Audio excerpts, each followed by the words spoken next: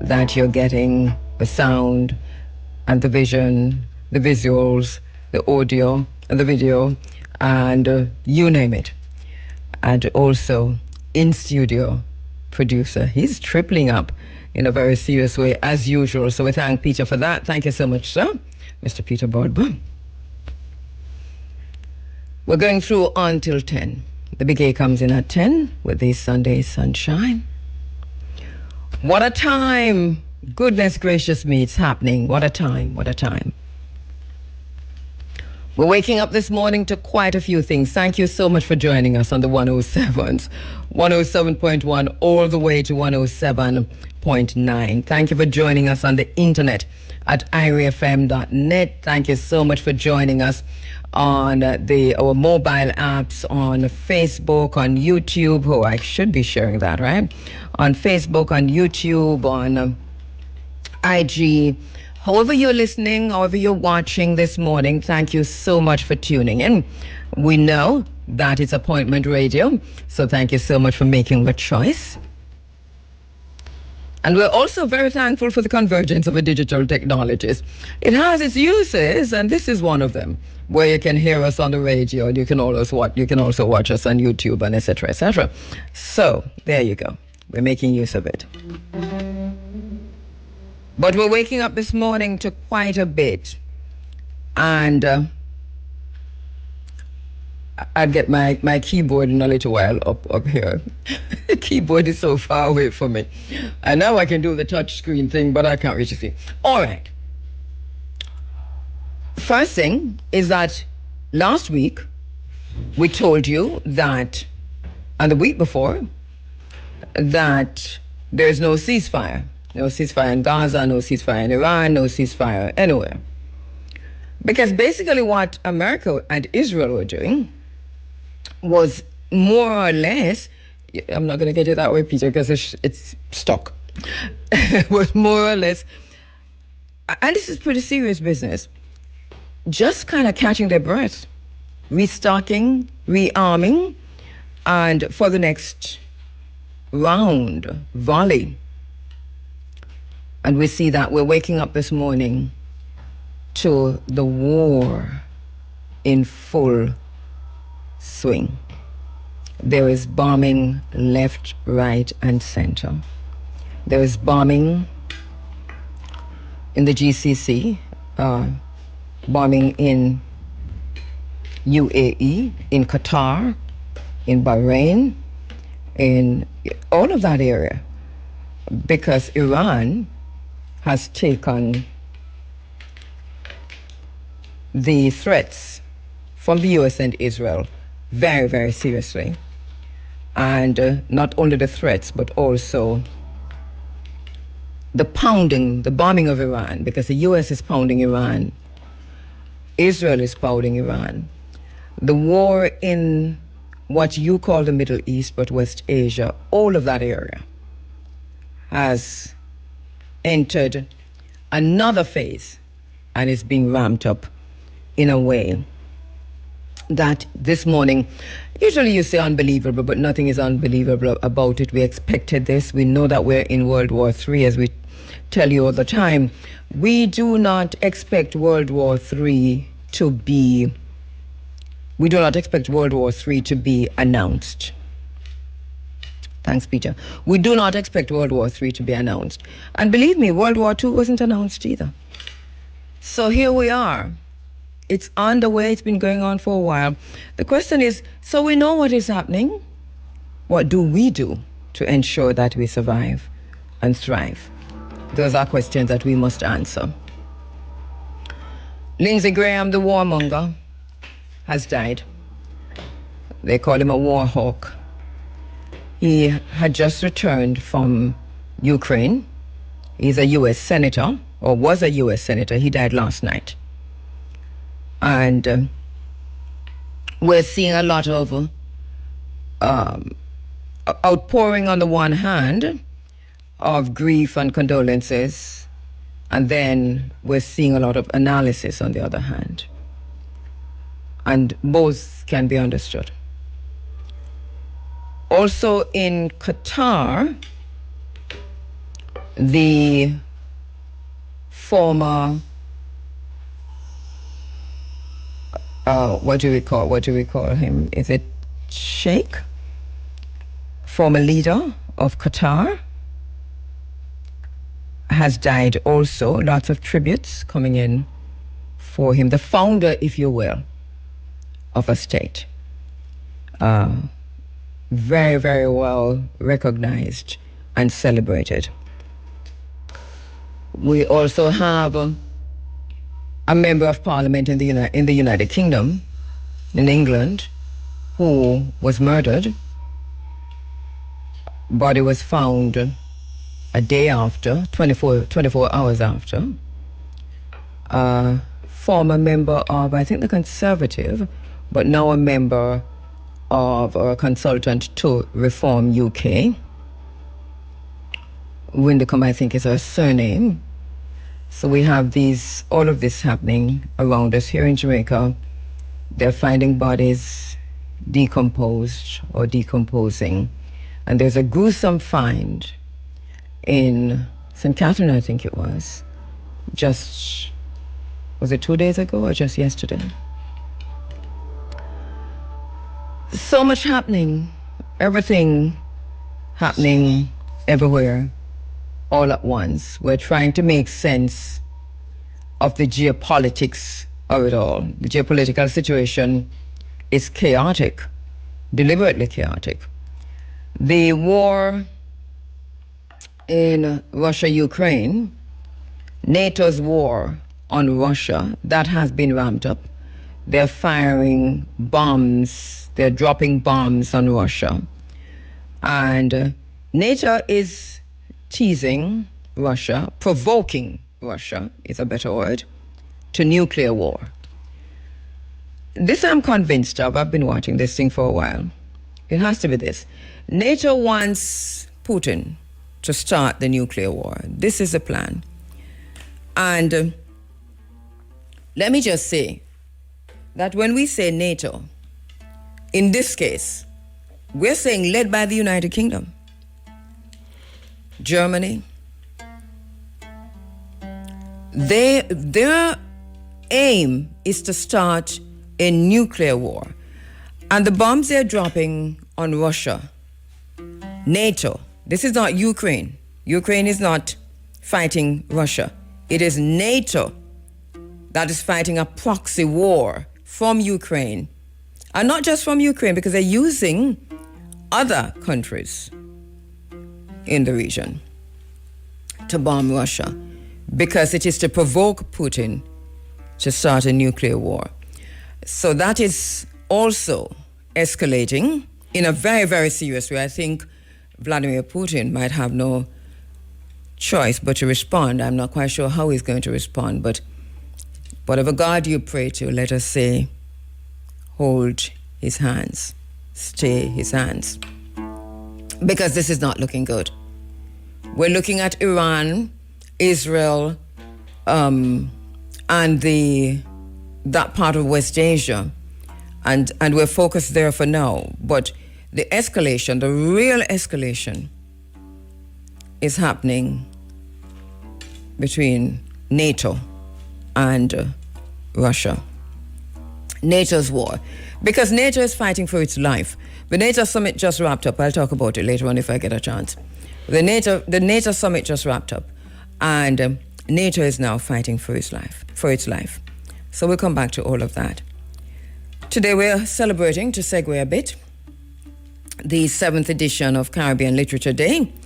It was first hosted on July 12, 2020 by Publishing House of Nation.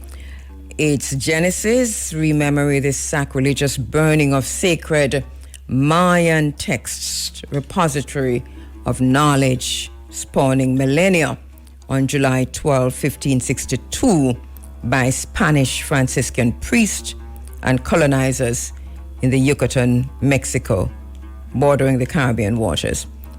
So we're celebrating Caribbean literature. I have walked with Erna Brodber's The Continent of Black Consciousness, on the history of the African diaspora from the slavery to the present day, Nana Erna Brodber.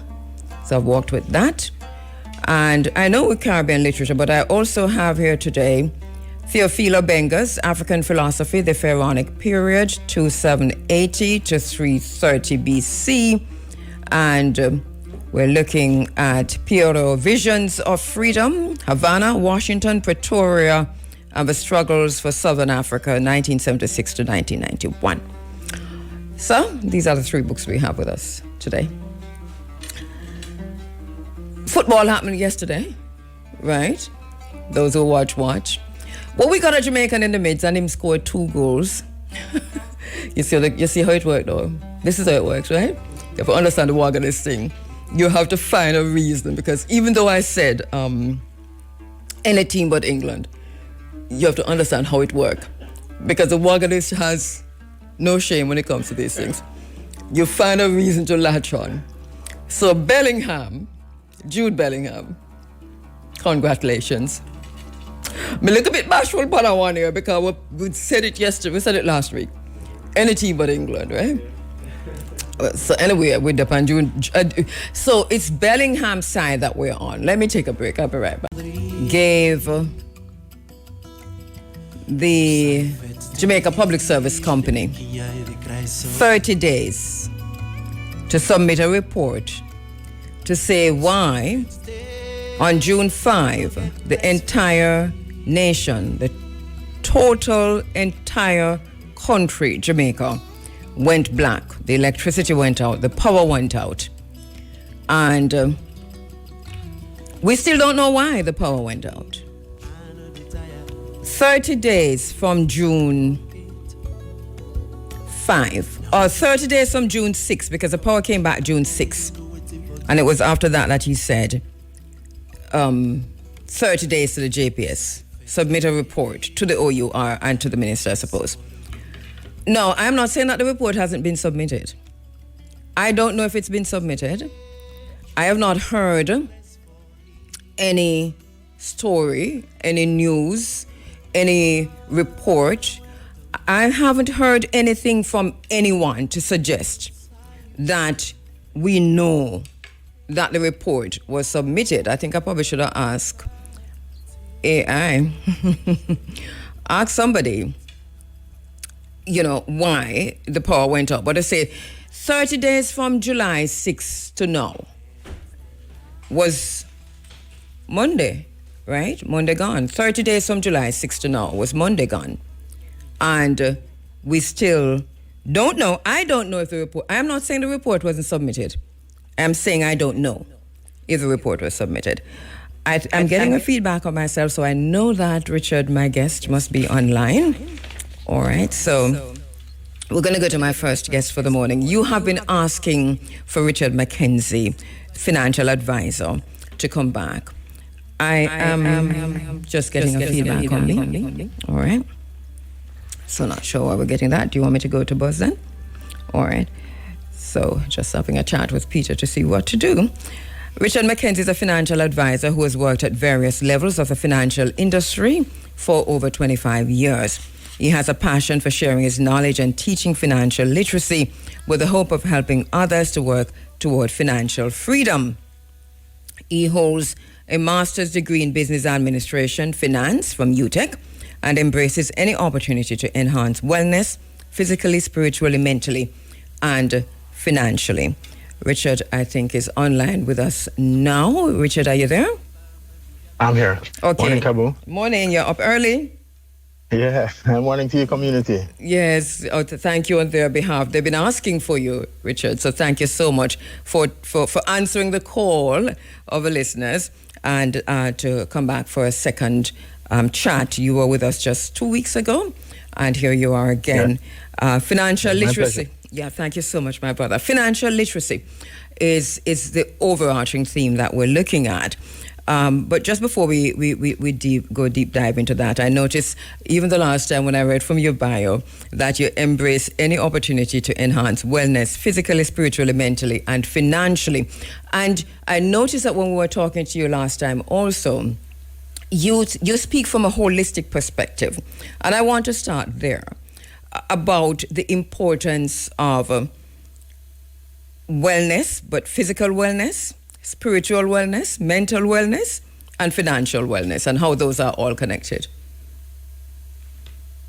Well, most persons who aspire to financial wellness do so because they're looking towards the future, you know. And my thing is, what sense does it make to prepare financially for a future that you might live to see, that you might be infirmed in, or that you might not be happy in?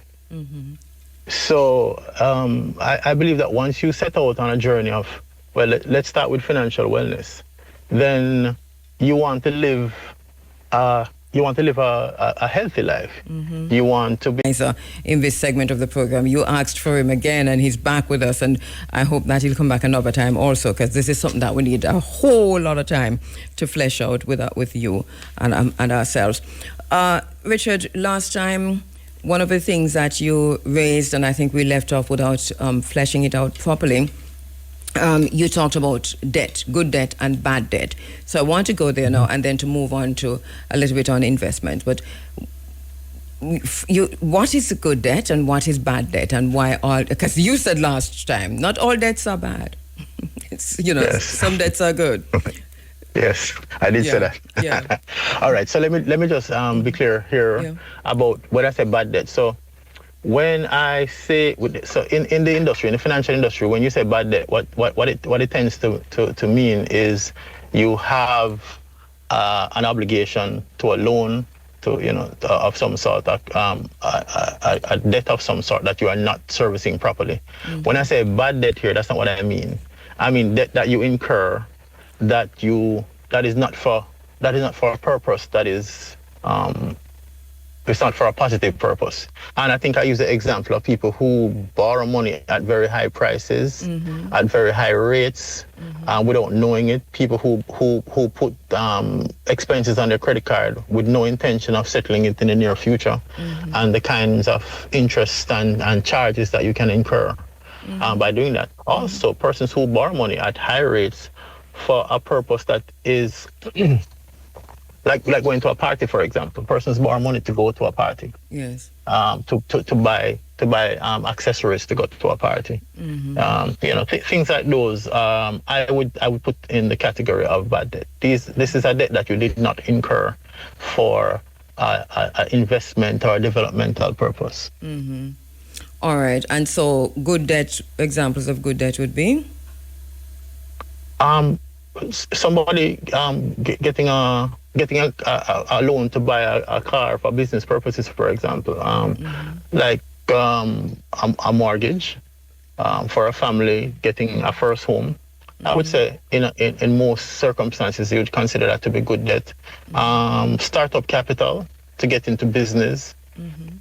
Those are things that I would consider to be good debt. Education expenses, especially where that education is going to lead to you being able to be promoted and earn more.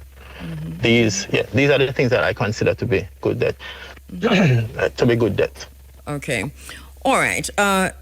Let's talk investment. That's a big word for enough people.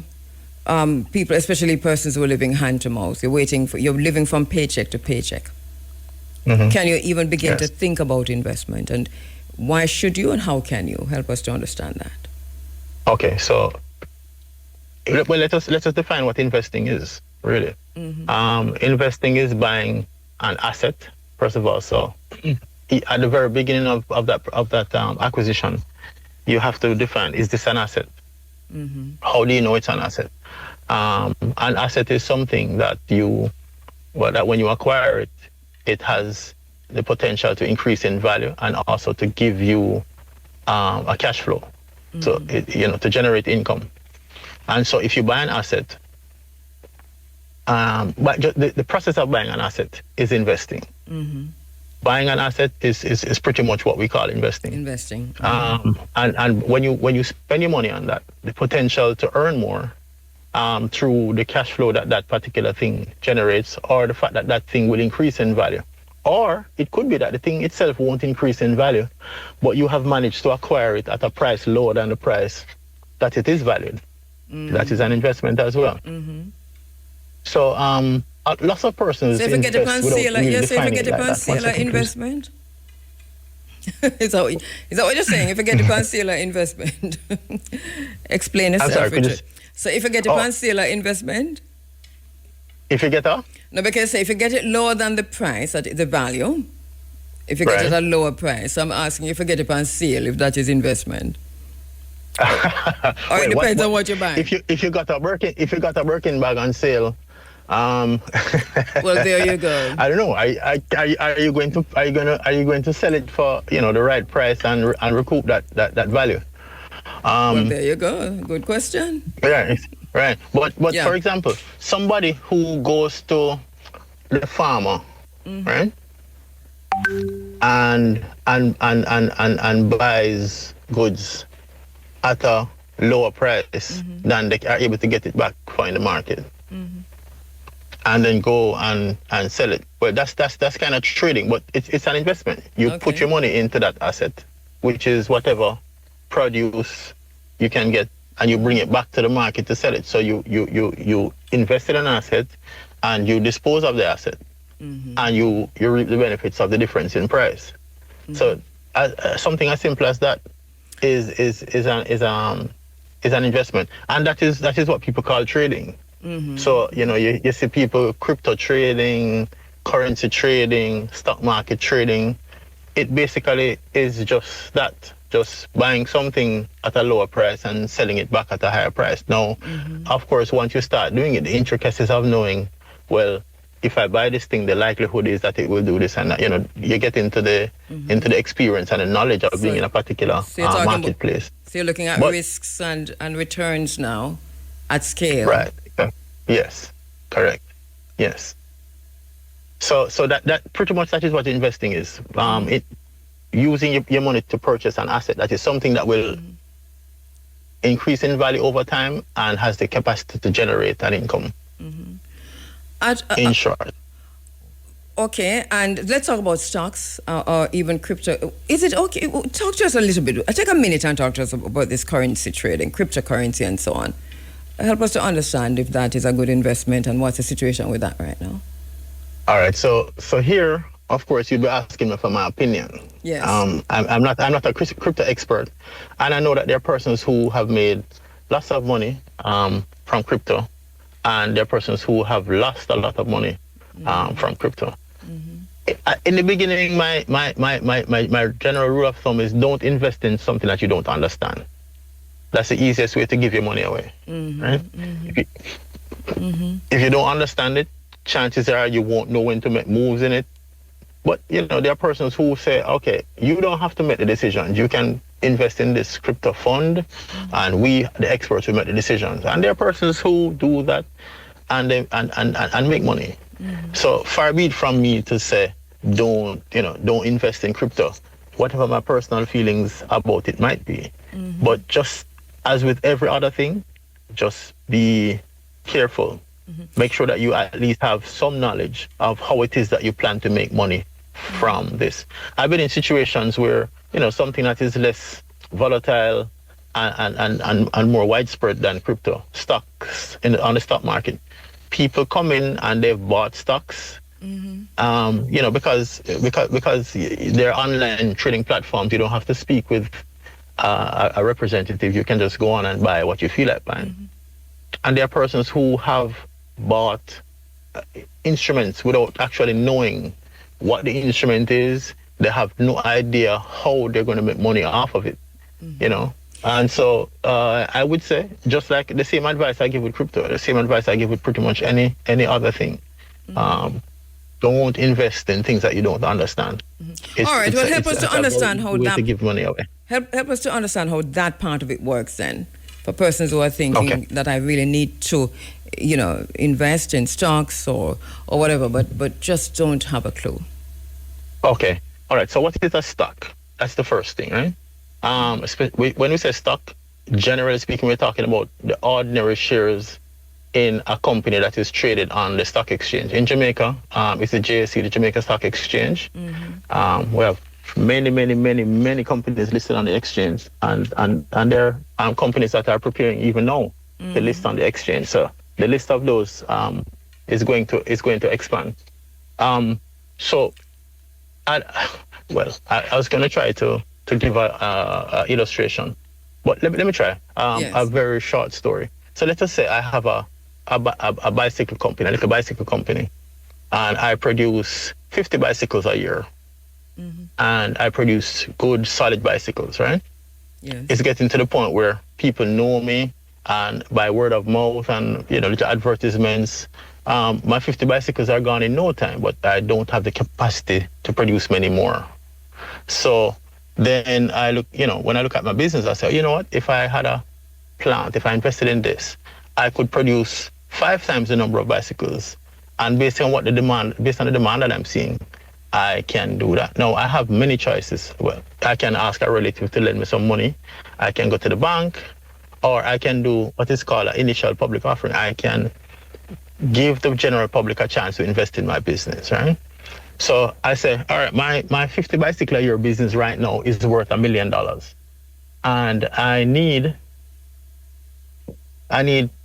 $250,000 to invest in this machinery. Of course, these figures are for simplicity, right? I can't. There's probably nothing that you can do for 250 meaningful to a business like that. But let's say I need 250,000. So I'm saying, all right, what I will do is I will give the public a chance to invest in 25%, to own 25% of my business. So I offer 250 shares at $1 each, and the public jumps on it, right? I get my 250,000. Time goes by. I invest in the plant. I'm producing 250 bicycles a year.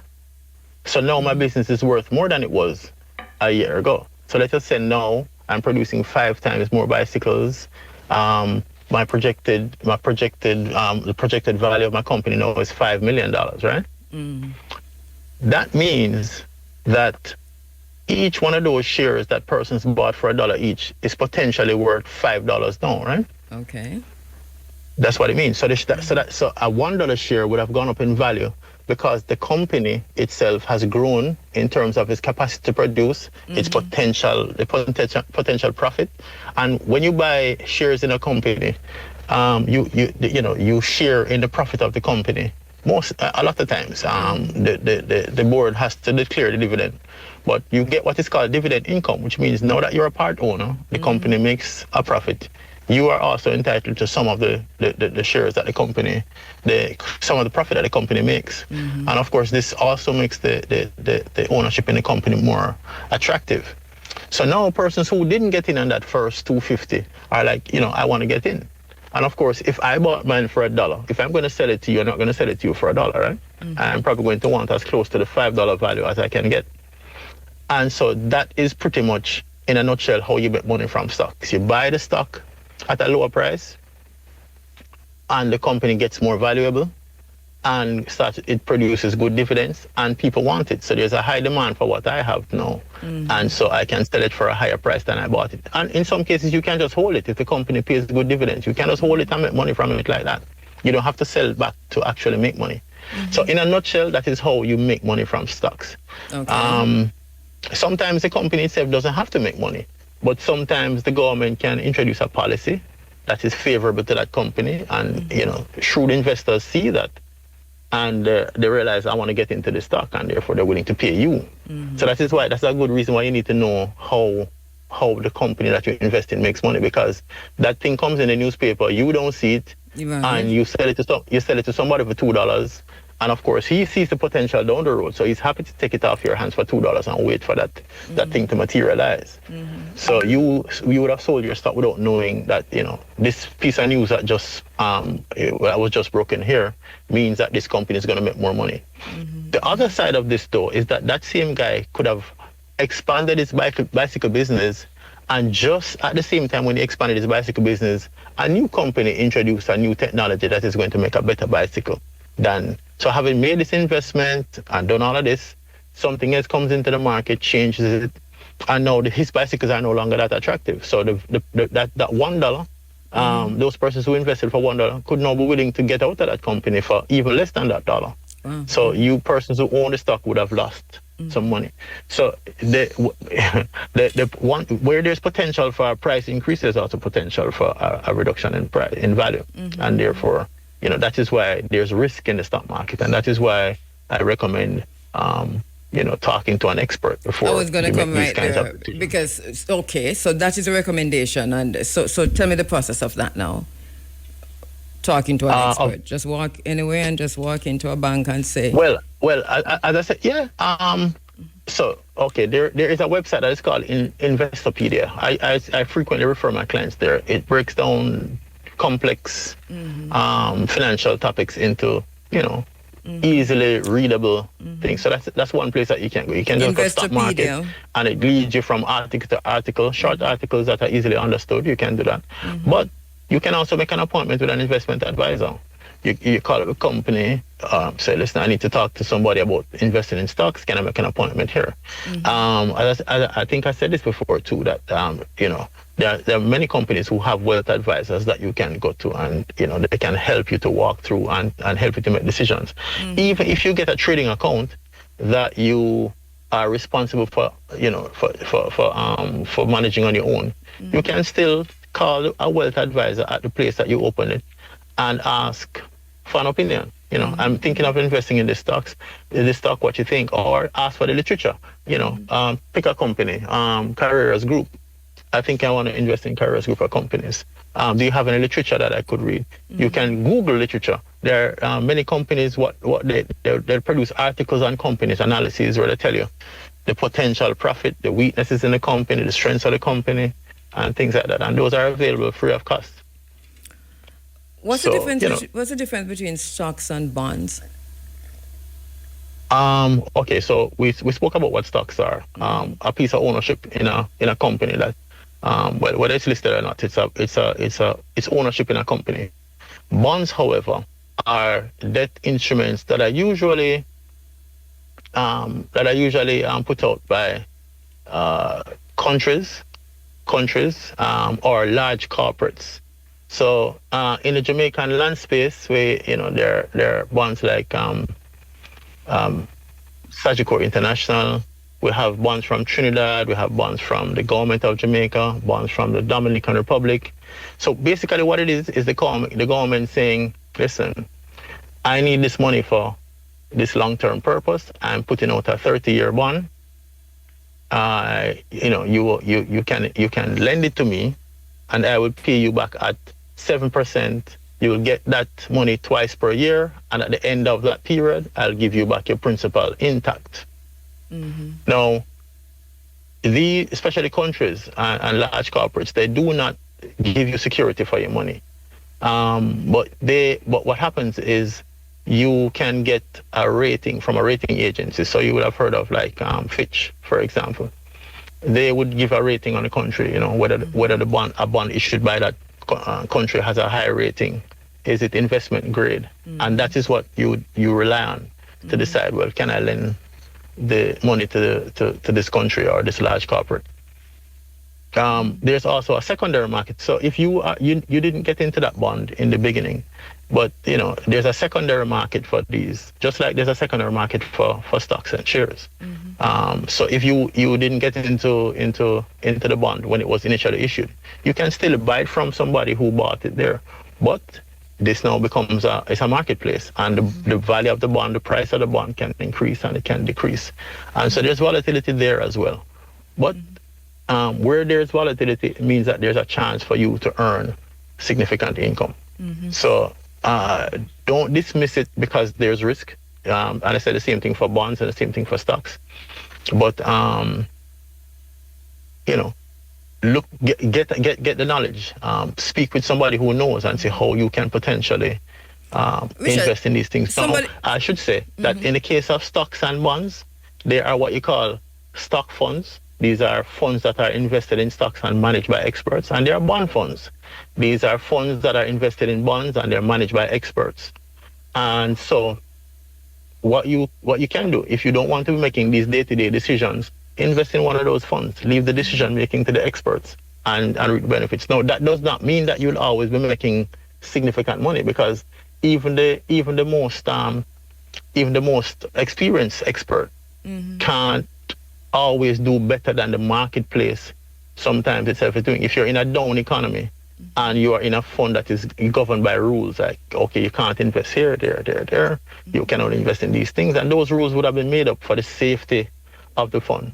An investment, a fund manager is bound by these, and so what they are looking at is the long-term value. So if you are somebody who's looking to turn a quick profit or get some money, sometimes stocks are not the right thing. Sometimes it is, because a new company comes out and it is so anticipated that as soon as it hits the market, the price runs up, right?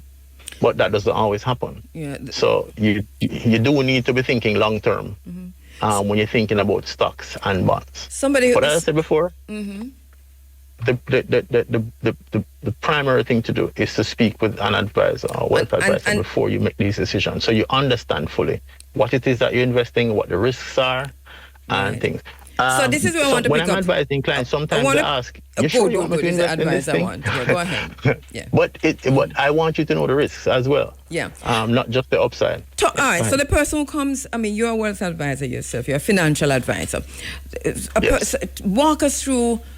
A teacher, a nurse, a doctor, a police officer come in front of you, an IRFM worker, to say, well, I heard you're an IRFM and I want to invest, but I do not know where to start. What are you saying to that person? Walk us through that conversation. What do you want? What are you asking that person? That person comes into me. The first thing is, I need to know who you are. So it will feel like a diagnostic session, because I'll want to know, the things that you've told me already. You are here, married, young child. This is where you are. This is your education background. This is what you're making now. We go through the budget. We spoke about the budget the last time. You need to be doing that personally.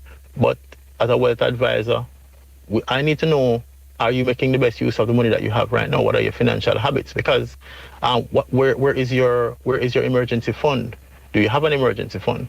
Because you have to make sure that is in place before you start investing. Because the last thing you want to do is start investing. You have an emergency. You have to pull it all up. So these are the things.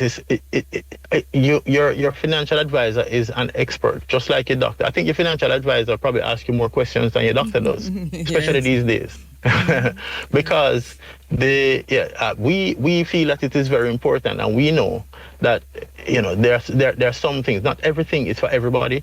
So if after the analysis we realize that you're razor thin, there's not much in the budget, we talk about how to improve that situation, how to build your emergency fund. Once you have the emergency fund in place, then we can start looking at things that can give you a greater return.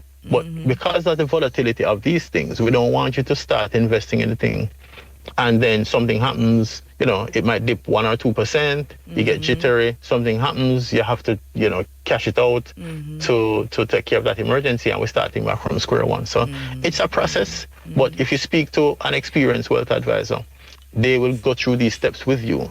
And the feeling of investing from a firm foundation, right? You're not guessing. You know what it is that you spend. You know what it is that you can save. You put it on a salary reduction, set it and forget it.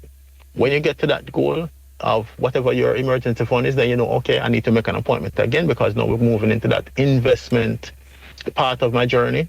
I want to do the down payment for my house. This is what I need, or I want to buy that motor vehicle, or my child, planning to have a child, we need to start looking at the education fund. I was just thinking about that education fund too. Right now, $1,000, $5,000, $10,000. People at different in different professions can probably afford to do that.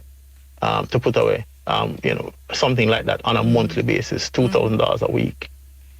And if you have a child, and the child, you plan to send the child to university, and you start doing that when the child is born, put it in something like you start putting it in something like a stock market fund, and you do that consistently. By the time that child is ready for university, I'm not saying that you would have paid off the entire thing. But you could be sick. You wouldn't be worried about those initial expenses. You perhaps have to think about, of course, buying supplies and maybe paying rent, but tuition and most of the the high expenses, the higher, more predictable expenses could be taken care of because of of how investments tend to grow over time. So that is something I usually try to get in. So if you have young kids and those, and I usually try to set up plans for those children, those kids. Set up things for your own retirement, making sure that if you don't have a retirement from your employer, that you start planning for that. Yeah, you have individual retirement plans that you can do. Even sometimes for persons who have a plan set up, and you look at the figures, what they expect to have when they retire. Sometimes you have to advise them to do a little supplementation in that. But as an investment advisor, that's where you start from. You start from the basics, know who it is that you're planning for. Not everything is for everybody. Not the same kind of plan. For a doctor might not be the same plan for a nurse, and vice versa. And that is not just about like income, because there are many nurses that I've made plans for, whose actual financial outcome is better than the doctor, whose salary is more than hers, just because of the financial discipline and the way that they handle their personal business. As you talk about the tuition and the education fund and so on, and we, just to backtrack to what is bad debt and good debt, is student loan considered a good debt or a bad debt? I would say student loan is good debt. Or it's somewhere in the middle. Yes. No. How should I say now? What should I say about this? So it's unsecured money that you can get. I think the rate is what is the rate now? 13%? I'm not sure. I should know, but I'm not sure. That's better than a lot of financial institutions' unsecured loan. The purpose for which it is being used, and I think they pay directly to the school, so it is definitely going to the purpose for which it was intended. And if you make use of that, a lot of persons who would otherwise not have been able to attend tertiary institutions have been able to do it. Now, what might be making the picture not as rosy as it could be is the availability of jobs, so you can start repaying your student loan once you have achieved your education. That's a separate story, but the availability of the loan, so that you can actually get that education, definitely is life changing for so many Jamaicans. It looks like it is below 13%, though. It looks like it's closer to. It's below 13. Oh, that's what that's even better. I'm not verifying, but yes, the first search. That's the last figure I have in my memory. But yeah, you could be right that it is below that. But I think it's still my point still stands, right? That it's really not expensive money. If you look at the level of risk that the Student Loan Bureau is taking in terms of not being repaid, if a bank were pricing that or a financial institution were pricing that the way that it should be priced, it would be more expensive than that. So it says here, from a Student Loan Bureau, interest rates 7.8% during school and 9.5% during loan repayment. 7.8% during school, 9.5% during loan repayment. That's pretty good. I mean, and that is with no security. Yeah, you know what I mean? And the loan period is that is lower than some mortgage rates right now. 15 years to repay. Goodness gracious me! To be saddled with a loan for 15 years. Well, I mean, I'm sure that they wouldn't. If you can pay more than that and pay it off early, I'm sure they wouldn't be averse to that. But look at that now. If you have if you have an investment that is, well, sorry, Why you I'm laugh? getting into my back now. But yeah, if you have an investment that is paying you 9%, then it doesn't suit you to pay off that student loan in less than 15 years. But of course, if Oh, you say it doesn't suit. Okay. Listen, if it is a all of burden, us then heard you. make arrangements and you can accelerate those payments. Make Okay. arrangements to accelerate the payments and pay it off. And you know, I'm a stand guarantor, you know, because I know look people may stand guarantor if I know look call me get over the years. You Oh know, my! so Well, I can tell you that is something that I've resisted over the years because, yeah, you the guarantor are easily found. Saddled. Yeah. That student But- can end up anywhere in the world. Yeah, just exactly it. But I've heard now though that no laugh after we, Richard. But I've heard now though that you don't need a guarantor. Yes, Right? I've heard that too, Yeah. and that's a good thing. Yeah. It makes it easier to find because believe it or not, persons are getting more savvy, and a guarantor, especially for persons whose family, because believe it or not, there are a lot of persons in Jamaica who are not sold on the value of being educated. That is true. Hold that point. Once I'm you going to come finish back to high that. school, Hold that and, point. and that is. Hold if that you point, finish high Richard. school, they don't think that there's any value in going any further. Hold And that point a we're minute, putting Richard. ourselves I know in you're not possible hearing me debt so for well you enough. to do that. So there are persons who in their immediate circles are unable to find persons to do that, but have the ambition, have the drive, and just not being able to find a guarantor. It seems harsh That's true. for somebody like that. I do understand the student loan bureaus need for some additional security because it's a scary thing just to put your money out there and. I wonder where they're you know. getting that security from. Yeah. Hold for me, Richard. Financial advisor who has worked at various levels of the financial industry for over 25 years, and he's helping us through this.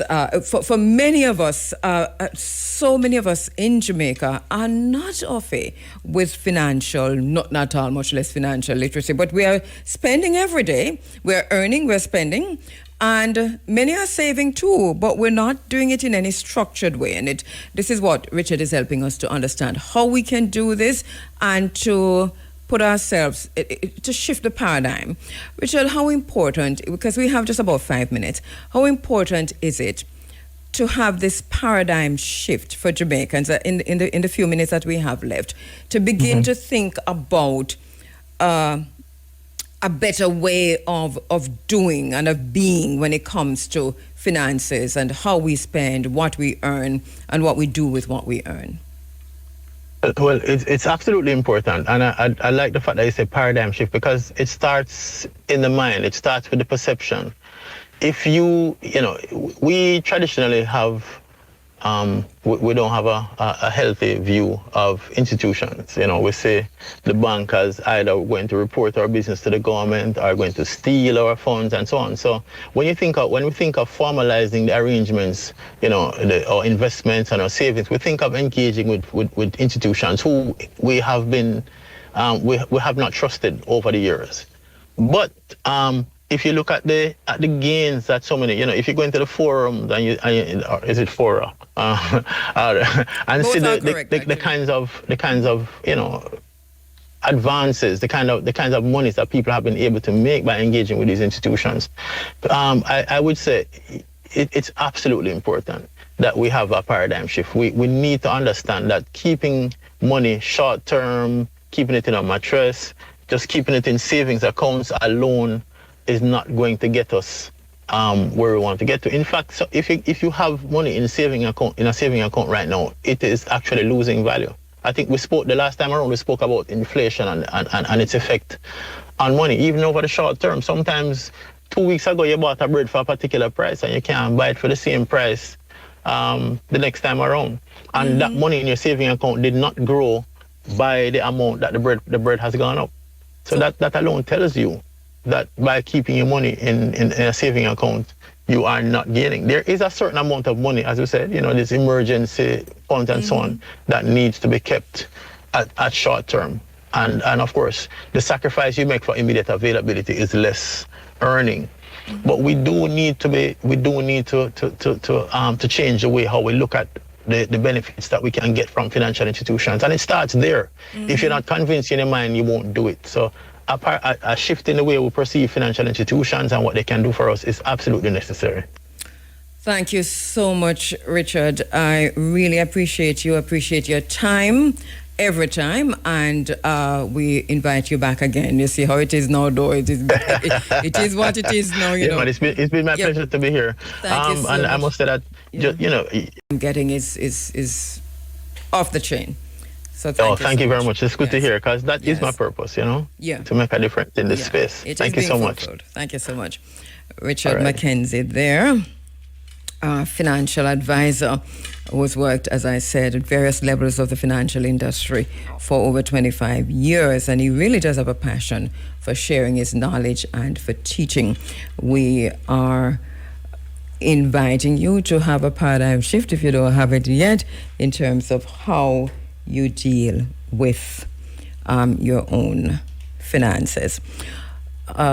We were asking about the lights. The lights went off June. Jamaica was in total darkness. June 5. The JPS got 30 days to respond. I am not sure if the JPS has submitted that report, but we have seen no reporting on it. So I suppose we talk about that another time. The World Cup is still on. We're talking about that still. July 4, 5, and July 6, 2026. We saw the World Cup is rigged. Anyway, we say that Russia hasn't been in the World Cup for how long now? Since 2022. And FIFA is interfering in everything else, but they say for some reason or the other, Russia cannot be. But interestingly enough, Iran was there. The rules-based international order is indeed rupturing, and I think FIFA is also on that list of that which is being ruptured. All right, we're looking, as I said earlier, that we're inside of World War II, and we're watching to see what is happening. Africa in the Sahel understands this. Africa in Southern Africa understands this. And, there's still West Africa, some parts of West Africa that's struggling to understand the time of day. Ghana being one of them. Nigeria being one of them also. We're looking at what's happening in South Africa. I think I'll have something to say about that later if I get some time. But we're in a time when it's a wake-up call for Africa and Africans wherever we are to unite. Because if you look around you, what we're seeing is phenomenal. The changes, the shifts, the maneuverings. And in this interregnum, I think we have a responsibility to ourselves to unite. It's up to us. NATO, of course, as I said earlier, is on its final days. And when you say NATO, you're talking about Europe also. Very interesting that we have seen the kind of last-ditch effort to survive or to get as much of it as possible, out of it as possible. That is NATO I'm talking. You really do not want to hear anything about what caused Jamaica to suffer that 8 hours of total blackout on June 5, power restored June 6. And I don't know if you really don't need to know whether or not JPS has submitted that report to the OUR and to the minister. That should have been submitted last week Monday. Peter, check back the date for me, because June 6. So from June 6 to when is the third? Is last week Monday. Last week Monday. So I don't know if it was submitted last week Monday, the 30 days, or did you hear anything, Peter? Because I don't know if they asked for extra time or if they submitted and they're going through it and nobody don't know, or it's silent. It's quietly not being done. Very interesting times ahead.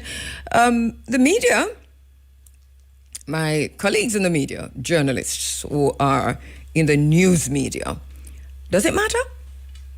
Do you want to find out first on behalf of those of us who are just on once a week, in talk shows? All right. Let me go back to the phone lines because our next very special guests are, I think, standing by. The Native Quao Festival the planning is well underway, and we're going to be speaking with, and I can see one of my sisters already, Jonah Williams, who is the acting colonel of the Scotts Hall Maroon community, and an entrepreneur and a passionate advocate for Maroon heritage and community development.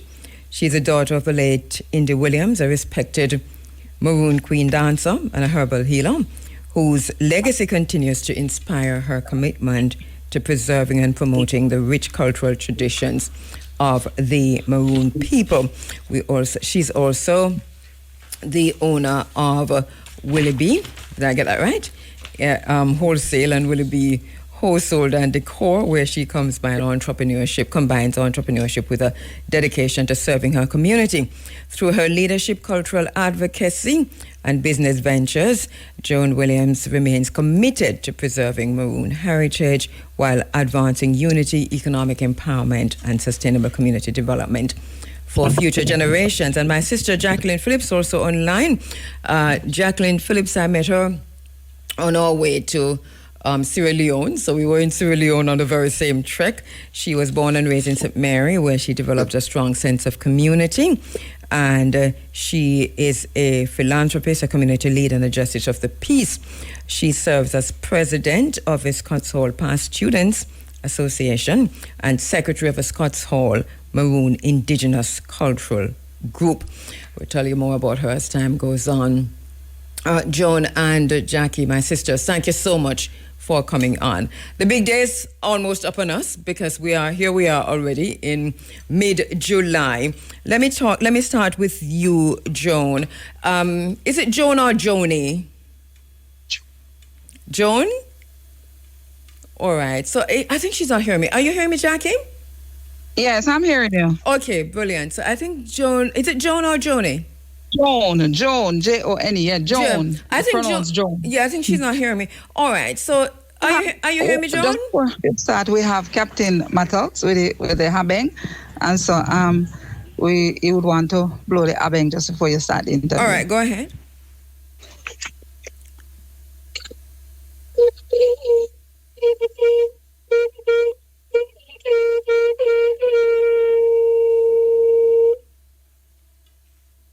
That's it.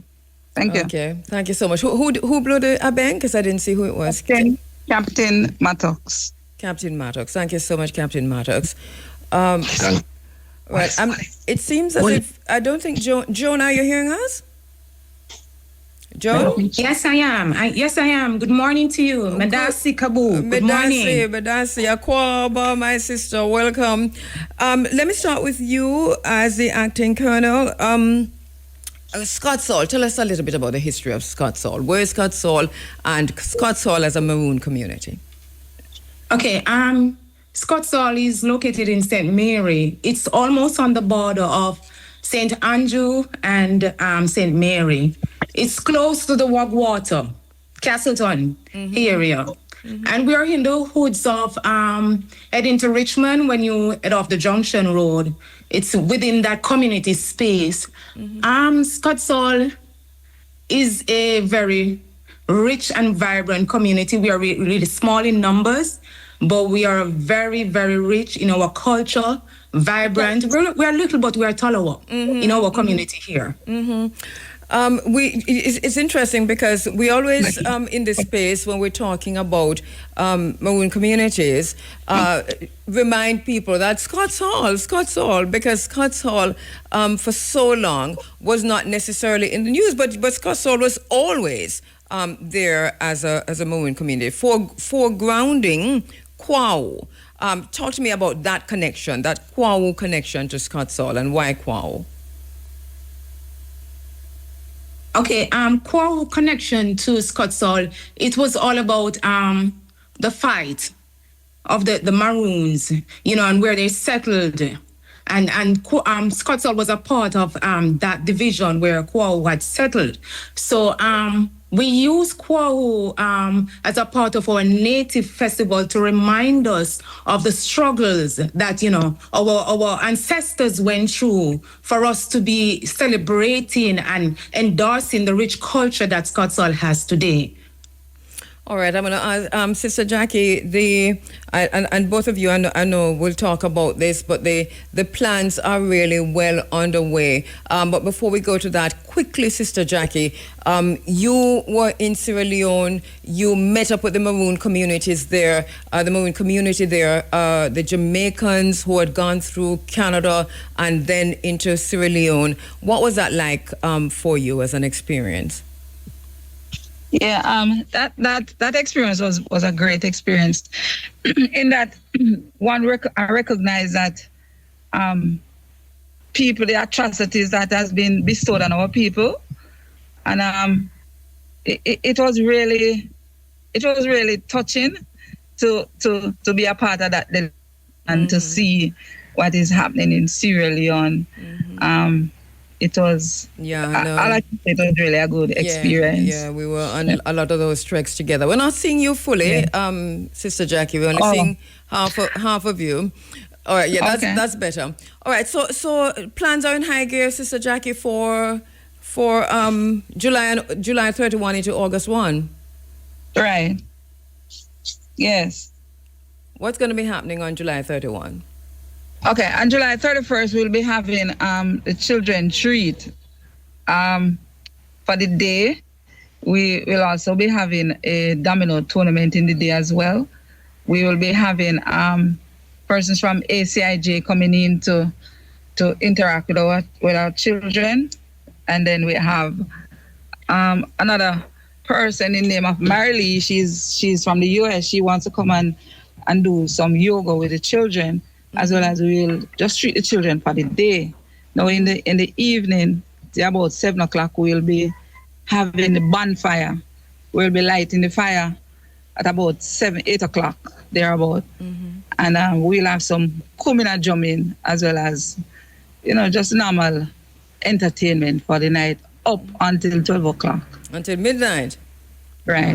And that's taking us, Sister Joan, right into Emancipation Day.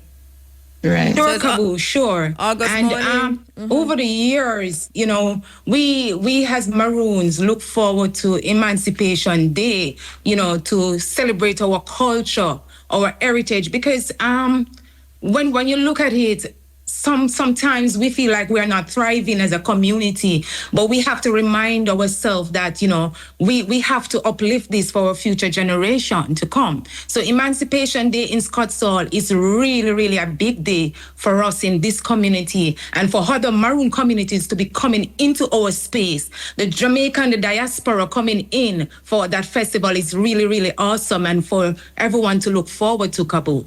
All right. So what's going to tell us about that day? What that day is going to look like? Who will be there? Okay. There's a lineup.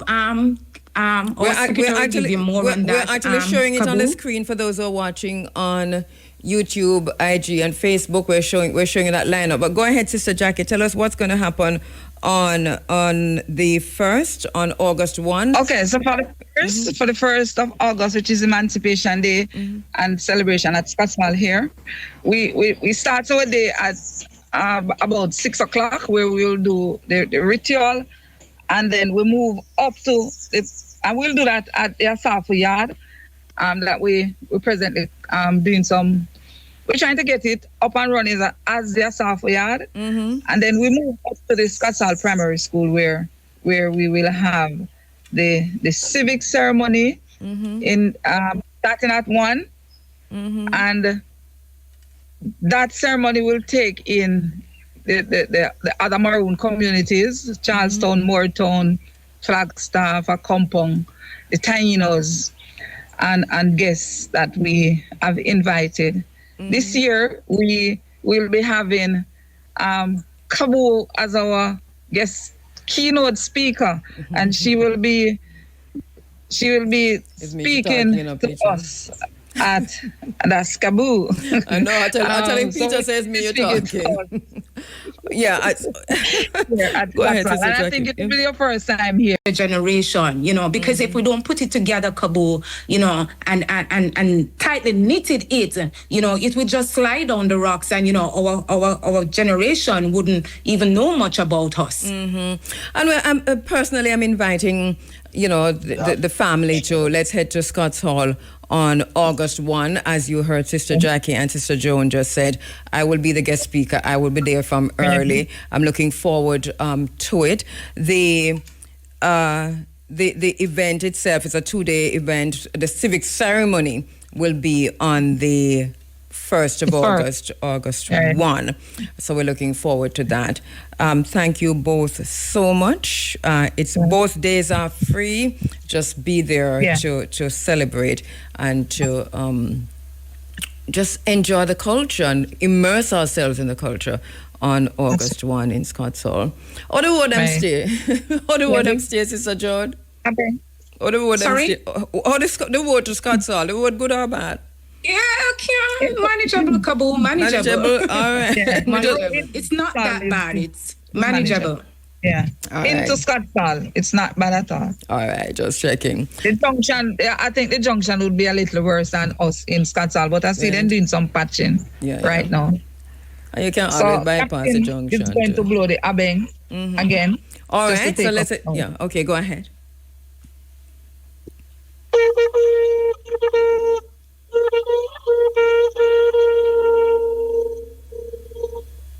Thank you. Thank you. So Yanking Pong bless you, Kabu, for hosting us, the Scotts Hall Maroon, on your program this morning. See you on 1st of August. Yes, my darling, I'll Bless see you, you, my my sister. sisters. Thank you so much. Thank you so much. See you on August 1. All right, Sister Jackie and Sister Joan there from the Scots, and our Captain Maddox from the Scotts Hall Maroons. Peter, you coming? August 1. Okay, Peter say I come. So see there, me probably not have to drive. Me can't drive with Peter. Me I look at drive, Peter. We're good? Oh, there you go. All right. You're inside of the Africa Forum. It is Running African. I think you have, Peter, something. I want to quickly talk about something, which is, it has to do, we've been talking about ports in this space, right?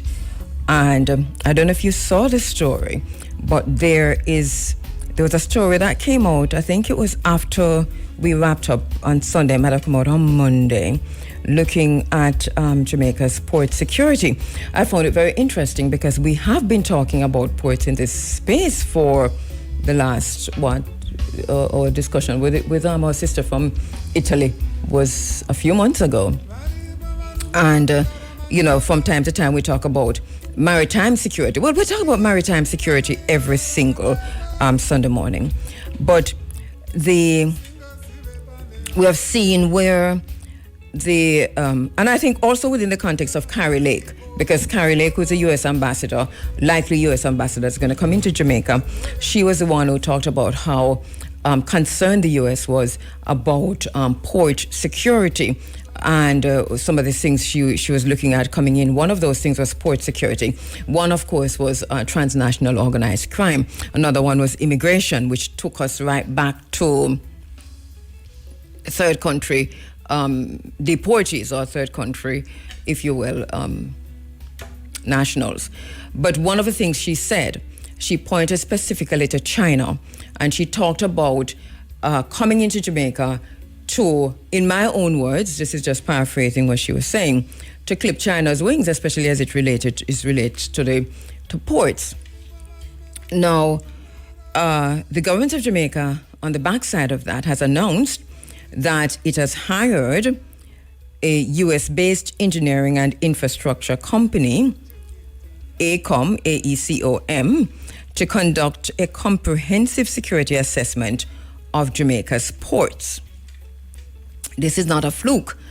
And the assessment, the government said, is intended to evaluate vulnerabilities and strengthen security across Jamaica's maritime infrastructure, particularly at facilities involved in international trade.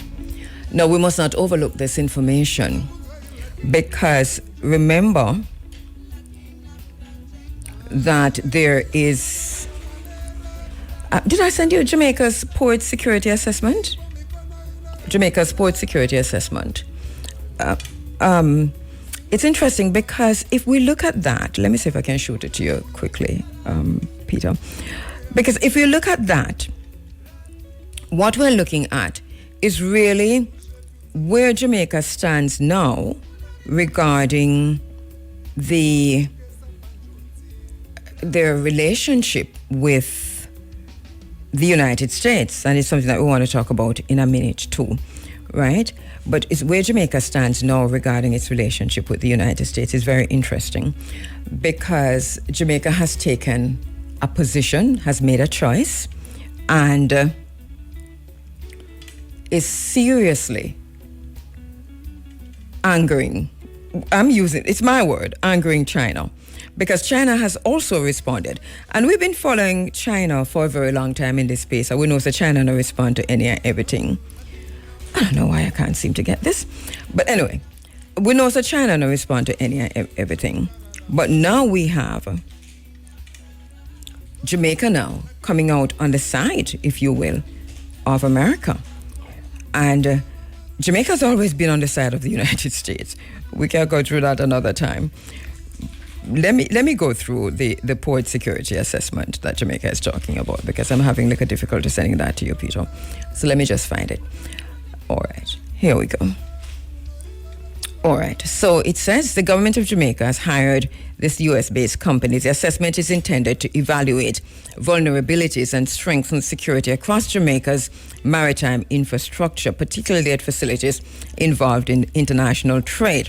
And they're saying the review comes amid heightened concern about transnational threats affecting ports, including drug trafficking, firearms smuggling, organized crime, human trafficking, and other cross-border security risks.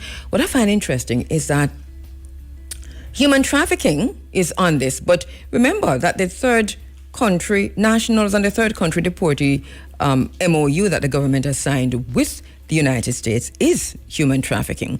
So I don't know how that fall into that.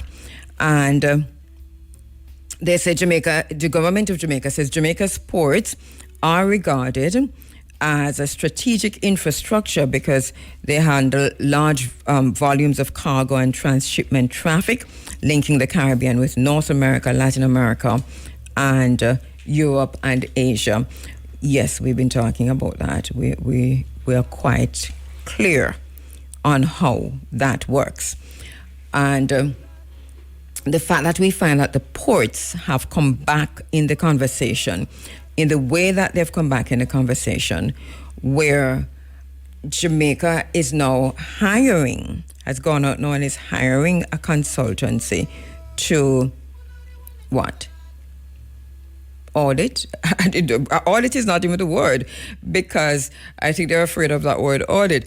I think basically to assess the security. But as I said, remember that China responded and China came out. Okay, thanks. Okay, that's a Carrie Lake and I sent you the port thing. All right, so here we go. Let me find China's response. So China rejected the U.S. ambassador designate's concerns and argued that its 53-year relationship with Jamaica is based on mutual respect, equality, and mutual benefit, rather than geopolitical competition.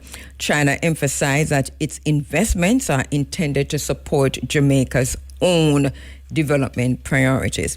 Why is this important? China don't normally respond. China don't just get up and respond like this. So this is important enough, China responding to Carrie Lake. China highlighted its economic footprint in defending its position. It pointed to more than $2.1 billion US dollars in investments in Jamaica. It talked about the major infrastructure projects. It talked about cooperation in transportation, energy, housing, education, healthcare, and other sectors. And it talks about that it is more into long-term development, as a long-term development partner in Jamaica, more than merely a strategic competitor. Remember, you know what I find interesting is that in, I don't know, it might have been 2005 or thereabouts, that we asked if China was a strategic partner, a competitor, or a new colonizer. These were the three things that, and we carried that conversation for almost 5 years. Is China a strategic partner, a competitor, or a new colonizer? We never really answered that question. But if we looked at what's happening at Roaring River, then we have one answer. If we look at what's happening at the ports, then we have another answer. If we look at what's happening with the roads and so on, then that's a whole other answer. Because when we were asking these questions, none of this had happened. All the things we're pointing to didn't happen. So is China a strategic partner, a competitor, or a new colonizer? That is still on the table. We already know who the Europeans are, and we already know what America is in terms of its imperialist policies. The Monroe Doctrine and the Shield of the Americas and so on. Hopefully we'll talk a little bit. Let me take a quick break. You get chopped? Not take that. Make Mocha, FIB and the police help you. Call 311 or 188. And at that time we heard the breaking news happened in the morning that Jamaica was going to be going to the United Kingdom on its knees to have a conversation with King Charles. And I want to talk about that for a minute because in a broader context, because my good friend Bert Samuels was online. We talked about that. It's harder that me and Bert disagree on anything. And I don't know that the extent to which we disagree. I think it's a big mistake that Jamaica is making, going to ask King Charles to refer reparations questions to the Privy Council. So they're going to talk to King Charles, and they're, according to Minister Grange, Jamaica is advancing its reparations campaign by formally petitioning King Charles III to refer key legal questions on slavery reparations to the Judicial Committee of the Privy Council. This petition is scheduled to be presented on September 6, 2026, and this is interesting. My thoughts on this, I have kind of thrashed out when I sat in for Muta on Wednesday, but just to say, one of the biggest mistakes, and if you listen to Minister Grange's announcement in Parliament, it is even worse because it is really a groveling. It is seeing Charles as the padre, if you will, this patronage that we are expecting. But an interesting thing happened because a member of Parliament in the United Kingdom, that's Bel Ribeiro Addy, tweeted the following, and I think you have that tweet, Peter, said later this year, Jamaica will take the case for reparations directly to King Charles, lodging a formal petition. It is getting harder and harder for British institutions to maintain their favoured tactic of simply ignoring calls for repair. And that was, the Suella Braverman responded to that. I've said a lot about Suella Braverman in this space. Right? She said the British Empire did so much good. By the way, Suella Braverman is a former Home Secretary, of the of the UK. And I've had many, many conversations about her in this space, so we're not going to spend a lot of time on it. But she responded to the MP by saying, the British Empire did so much good for the world. Of course, slavery was abhorrent, but to expect the British people of the 21st century to pay for actions that took place in the 18th century has no basis in law. If the government is seriously thinking about this, then former colonies should pay the British back for the considerable investment effort and contribution that this country, meaning Britain, made, which laid the foundations of many flourishing democracies today. So the government is an Indian, you know. And this is what she said, that former British colonies must pay reparations to Britain. So you're talking about the Caribbean, you're talking about continental Africa, you're talking about wherever you were with your imperialist colonizers, colonizing selves. Suella Braverman, who is Indian, remember, anyway, so this is basically what she said. But Mayor Motley, and I think you have a clip from Mayor Motley. Let us hear the question, because at the I think it's the CARICOM heads of government meeting at a press conference, Mayor Motley was asked about this. And no matter how angry we get, and no matter how articulate we are, we couldn't answer like Mayor Motley. So I want you to listen to Mayor Motley's response about the question and the response when you're ready. Or should I put up the buzz? Okay, so let me know when you're ready, Peter. So basically... this question is directed to Prime Minister Motley as chair of the Prime Ministerial Subcommittee on Reparations. So there has been significant pushback from UK parliamentarians on the issue of reparations, with threats from parties to impose visa bans on countries asking for reparations. And recently, one prominent UK politician saying that it is in fact the Caribbean who should be paying the empire for its efforts and contributions. How is this resistance affecting the movement, and what is the strategy to address it, especially going into the Commonwealth Heads of Government meeting? Thank you.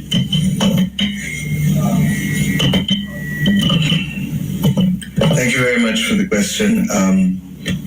I'm not sure that you want me to reply to things that really are asinine. And certainly the notion that we should pay the United Kingdom for oppressing us, for enslaving us, and for treating us as chattel. And that is the difference. Slavery existed before, but this was the first time that human beings were defined as chattel. And I've been very clear all along that the 1661 Slave Code of Barbados, which predated the Code Noir, which the French have just repealed less than 2 months ago, all distinguished themselves, and all of the slave laws that followed the 1661 Slave Code of Barbados, by the treatment of human beings as chattel. We're not asking for charity. We're asking to be able to ensure that justice can be done. In 1834, the British Parliament did not need to be persuaded of that fact with respect to the loss of property because we were chattel, and the compensation of the slave owners of £20 million. I would like to advise that those who have not yet read sufficient to understand the history do so before making comments that really do not reflect well on them. With respect to the movement, this is a global movement now. We just came from Accra in Ghana, and as you know, the United Nations passed the resolution that Ghana brought in March of this year. We have seen Pope Leo make comments in this year of our Lord. We have seen President Macron recognize that the conversation for reparations, just as His Majesty King Charles, when he was Prince Charles at the opening of the Commonwealth Heads of Government meeting in Rwanda, stated clearly that reparations was a conversation whose time had come. I have no doubt that there are British parliamentarians who want to distract people from the domestic politics of the United Kingdom at this point in time. But the Caribbean should not be used as a prop in those circumstances. Thank you. All right, as I said before, we couldn't answer it like Mia Motley. I think she did an excellent job in responding to that, as always. A few things there, though, even while we are very proud of the response that she gave, it's more nuanced for me. Because this come on the heels of, and if you put up back on screen, the breakdown of what the Jamaican government is about to do, to go to England to beg King Charles III, to go to to ask questions of the Privy, to refer questions to the Privy Council. The petition that the government of Jamaica, through the National Council on Reparations, intend to take to England in the name of the people of Jamaica and the grassroots people who fight and have been fighting in the trenches and here in the grassroots for reparations long before any council or commission on reparations. We reject that. We have done a lot of work along the way, and part of that work includes that time that Lord Anthony Gifford went to the House of Lords and made a similar request, and it was thrown out. We weren't necessarily part of this, but we know that Professor Hilary Beckles also gave a speech in Parliament, I think it was, on the very same thing. Then we have Suella Braverman. Suella Braverman now belongs to the Reform Party, Reform UK. And you know what that is. That is a racist party. She was, before that, from the Conservative. We reject this. We think that this groveling is beneath us. And we have a template. Barbados, first of all, got rid of the monarchy as head of state. And then, although the process has been ongoing, but in the last few days, Barbados has put out a figure that is due to Barbados in terms of reparations from Britain. And I know that the CARICOM Reparations Commission is also getting ready to make its way to Britain and so on. I'm not sure what the CARICOM Reparations Commission is going to do in Britain. I do not know, and I'm not going to make a comment on that right now. But from what we're hearing about the Jamaican government, the petition that is being presented to King Charles in his capacity as Jamaica's head of state, this is what they say now. It is going to be presented to King Charles in his capacity as Jamaica's head of state. I thought we were getting rid of King Charles as Jamaica's head of state. This is putting the cart before the horse. This is a slap in our faces. This is Jamaica finding a way, the government of Jamaica finding a way to delay and to deny constitutional reform at any level. At any level. Because we hear a lot coming out of the tourism ministry. And whatever is coming out of a tourism ministry seems to me at some point is going to impact the Constitution, right? In terms of all the plans and the changes and so on that has been announced by the minister. Whether or not it affects the Constitution, there are things that have been repealed and replaced and are ready to be repealed and replaced. Now here we are, going to King Charles as Jamaica's head of state. This is a slap in the faces of every single Jamaican, and I want to know who is going to pay that fare and who is going to be responsible for the funding of that distinguished team that's going to be heading to Britain to beg King Charles to speak to the Privy Council. As I said to my brother Bert Samuels, and this is not Bert's idea, I'm just saying, but as I said to him the other night, because he's going to be on the delegation and he's going to be on my program, Charlie, but not about that. But Bert is my very good friend. Everybody know that he's my brother, he's my friend. I love him. Now, but I said to him, it is a mistake that is being made and a mistake that has to be corrected before the government of Jamaica, who he doesn't speak for, continue to make this mistake. But he is a vice chair of the National Council on Reparations. Hang on there, let me take a break. At Quest Security Services, security isn't about volume, it's about precision. From CCTV surveillance, access control, fire detection, video control, patrol monitoring, body cam. And we're looking a bit, at one of these. It must be a fluke. It feels like a nightmare that Jamaica has decided that instead of a continuing constitutional reform and getting rid of the monarchy as head of state, Jamaica has decided now that they're going to go to England to meet with King Charles in his capacity as head of state. And this, I think, is smoke and mirrors, and it is meant to obfuscate and confuse, because what we should be talking about on this island is constitutional reform. But we have thrown that out, and now we have, what is this? Some little black children, little black men and boys and girls. And I'm so sorry, Bert, because you're in that, but it is what it is. Because what are we if we are, what about we who free ourselves? We who are putting ourselves in charge of ourselves? At what point do we say that constitutional reform is the next way to go? And we must follow Barbados. Listen to Mayor Motley a while ago. Mayor Motley is still talking about reparations.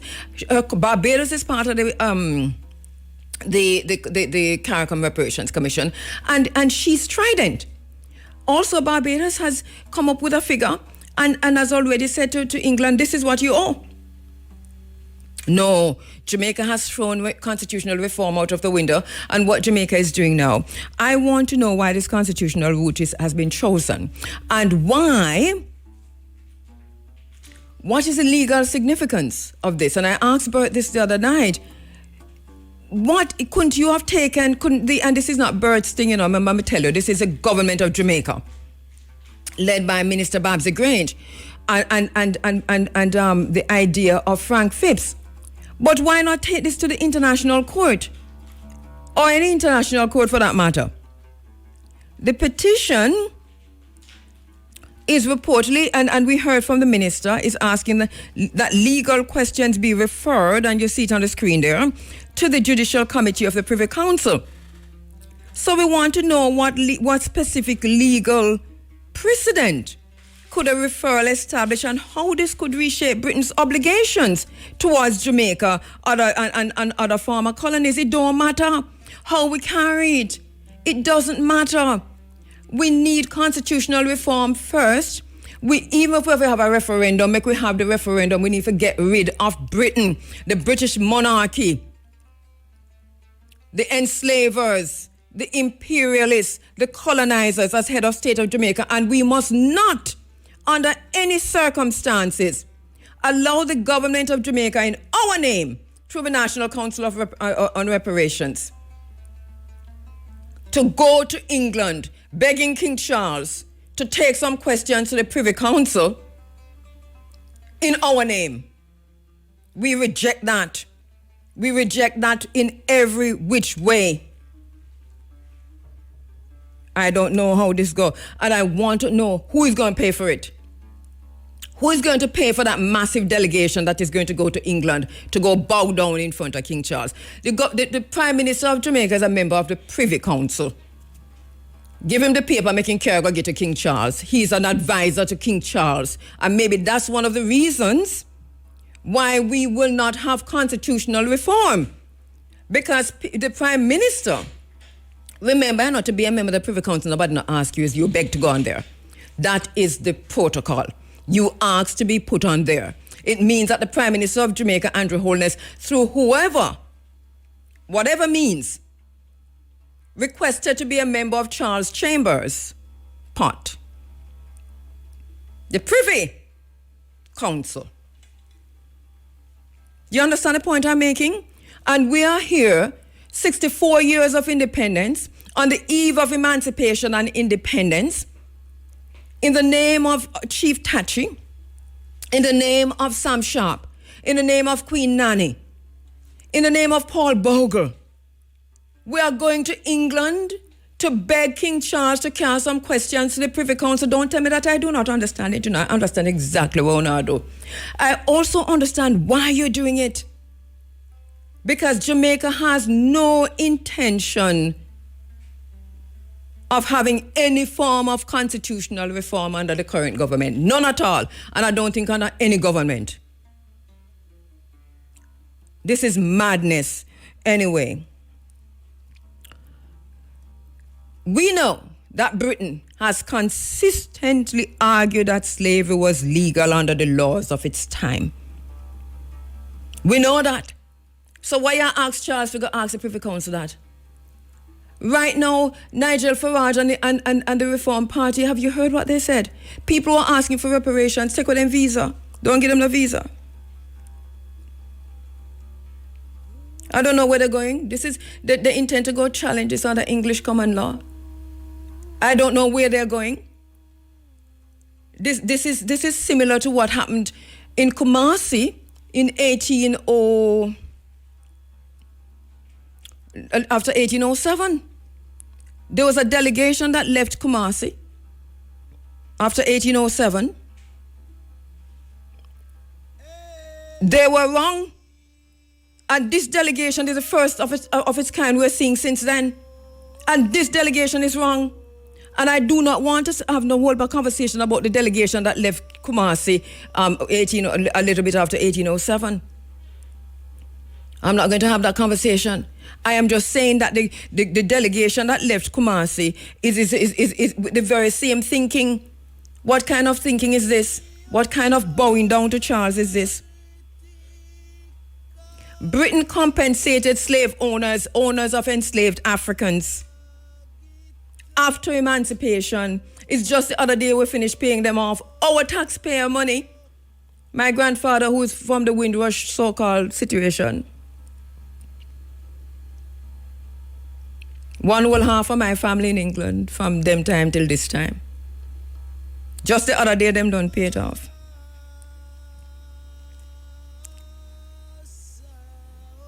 So if they can compensate the enslavers, why are you going to Britain to ask King Charles to take some questions to the Privy Council? It is wrong, Minister Grange. It is wrong. Frank Phipps, you are wrong, QC.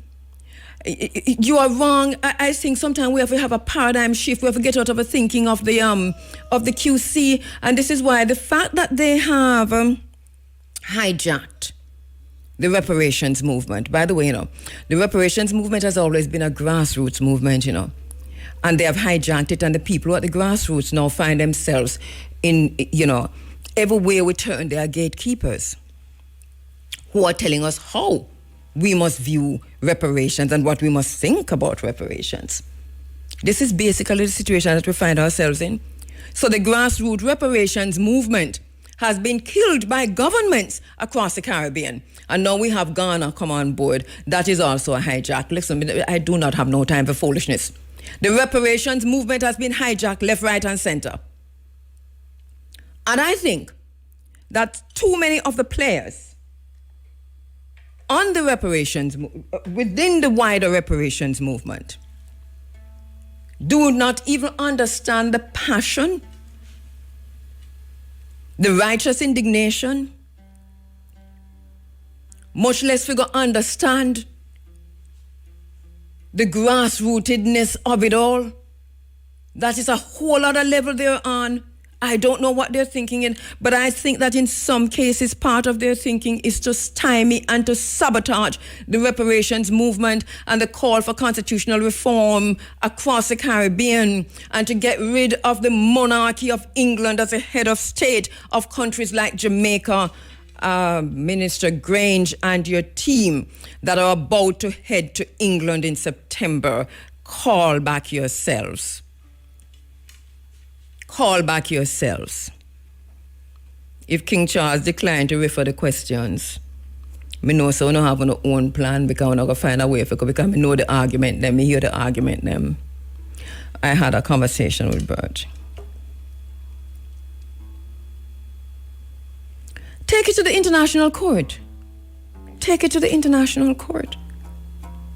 Or give Prime Minister Andrew Holness the folder and tell him, so when him go up there to advise Charles or any Commonwealth meeting, hand it to him.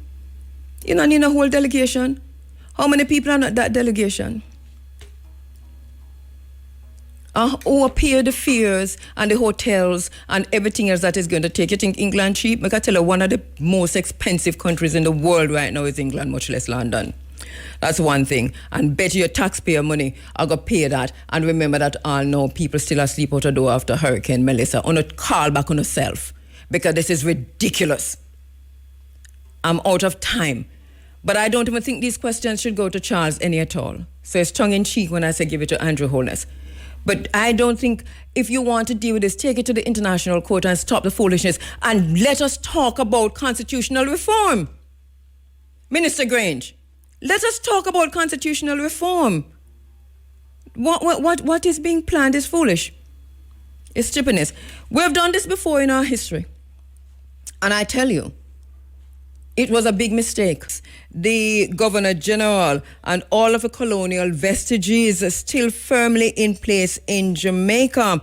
Do we still celebrate independence? And that is the question, because we're celebrating 64 years of independence, and then in August, and then 3 weeks after that, we're gone to the head of state of England, go and beg him to send some question to somebody, to the Privy Council. We reject the Privy Council and every other council. We reject Queen's Council and every council that comes through England. Let me go to the phone lines, or to any other the enslavers and colonizers. We do not ramp around here with no enslaver, no colonizer. We will not stand for it.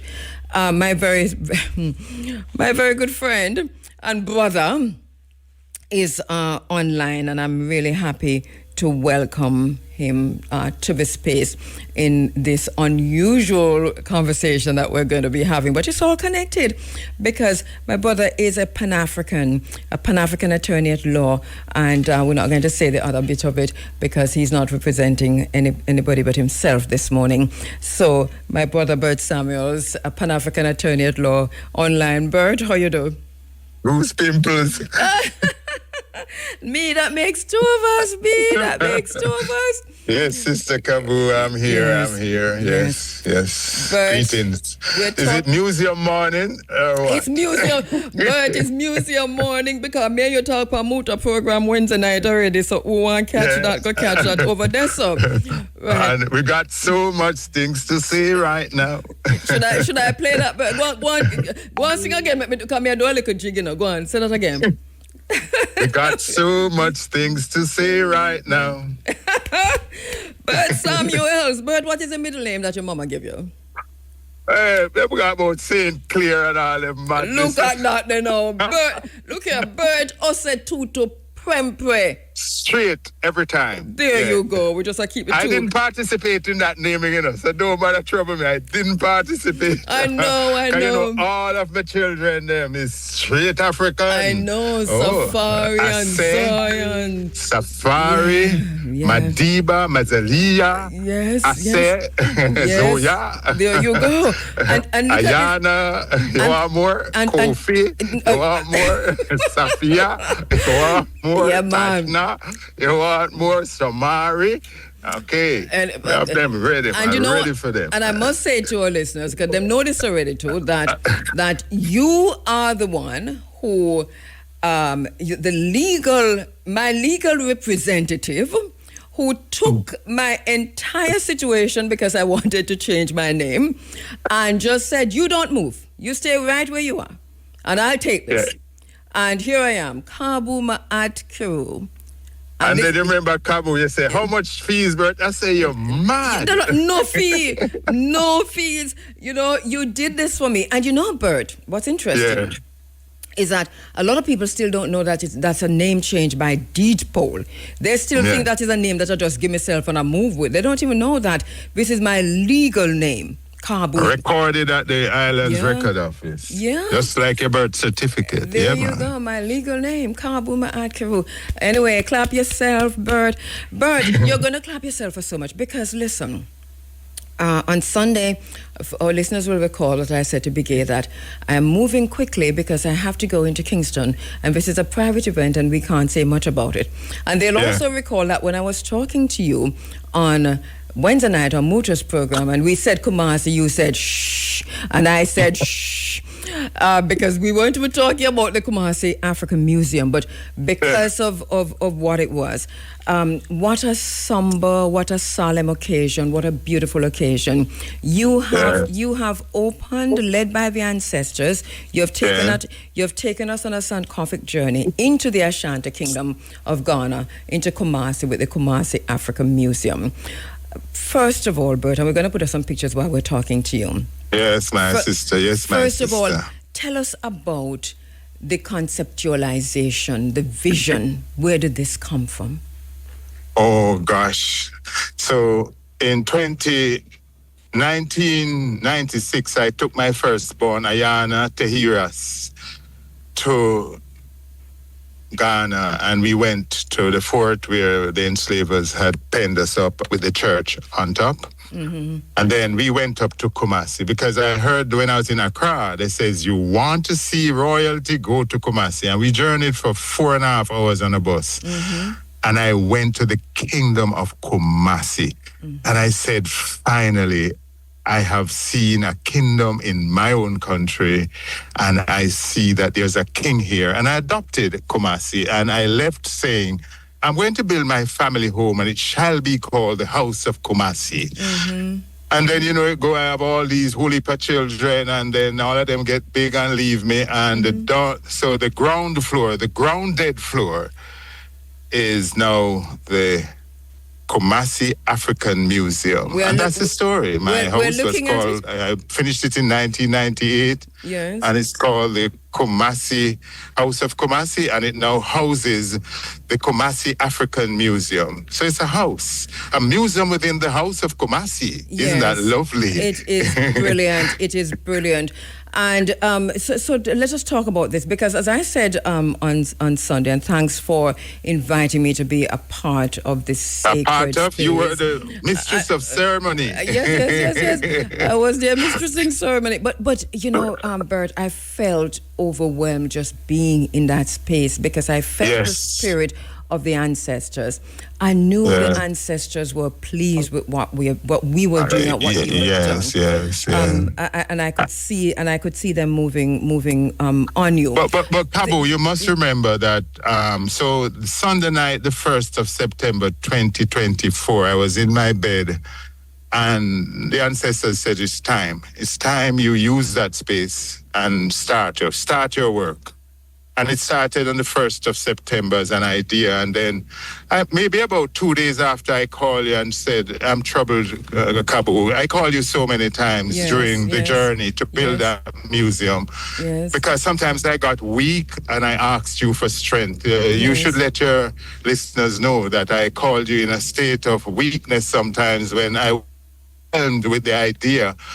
And when new ideas came to me, I had to share them with you. And sometimes I bother you. You remember? I was never bothered. I got, one of the things, I was such an integral part of this. I felt as if I was there in the physical space, because every wood that was about to be fashioned into something from the mind of one of our African brothers. You sent me the wood before you sent me being fashioned. You sent me halfway, and so I was on that journey with you.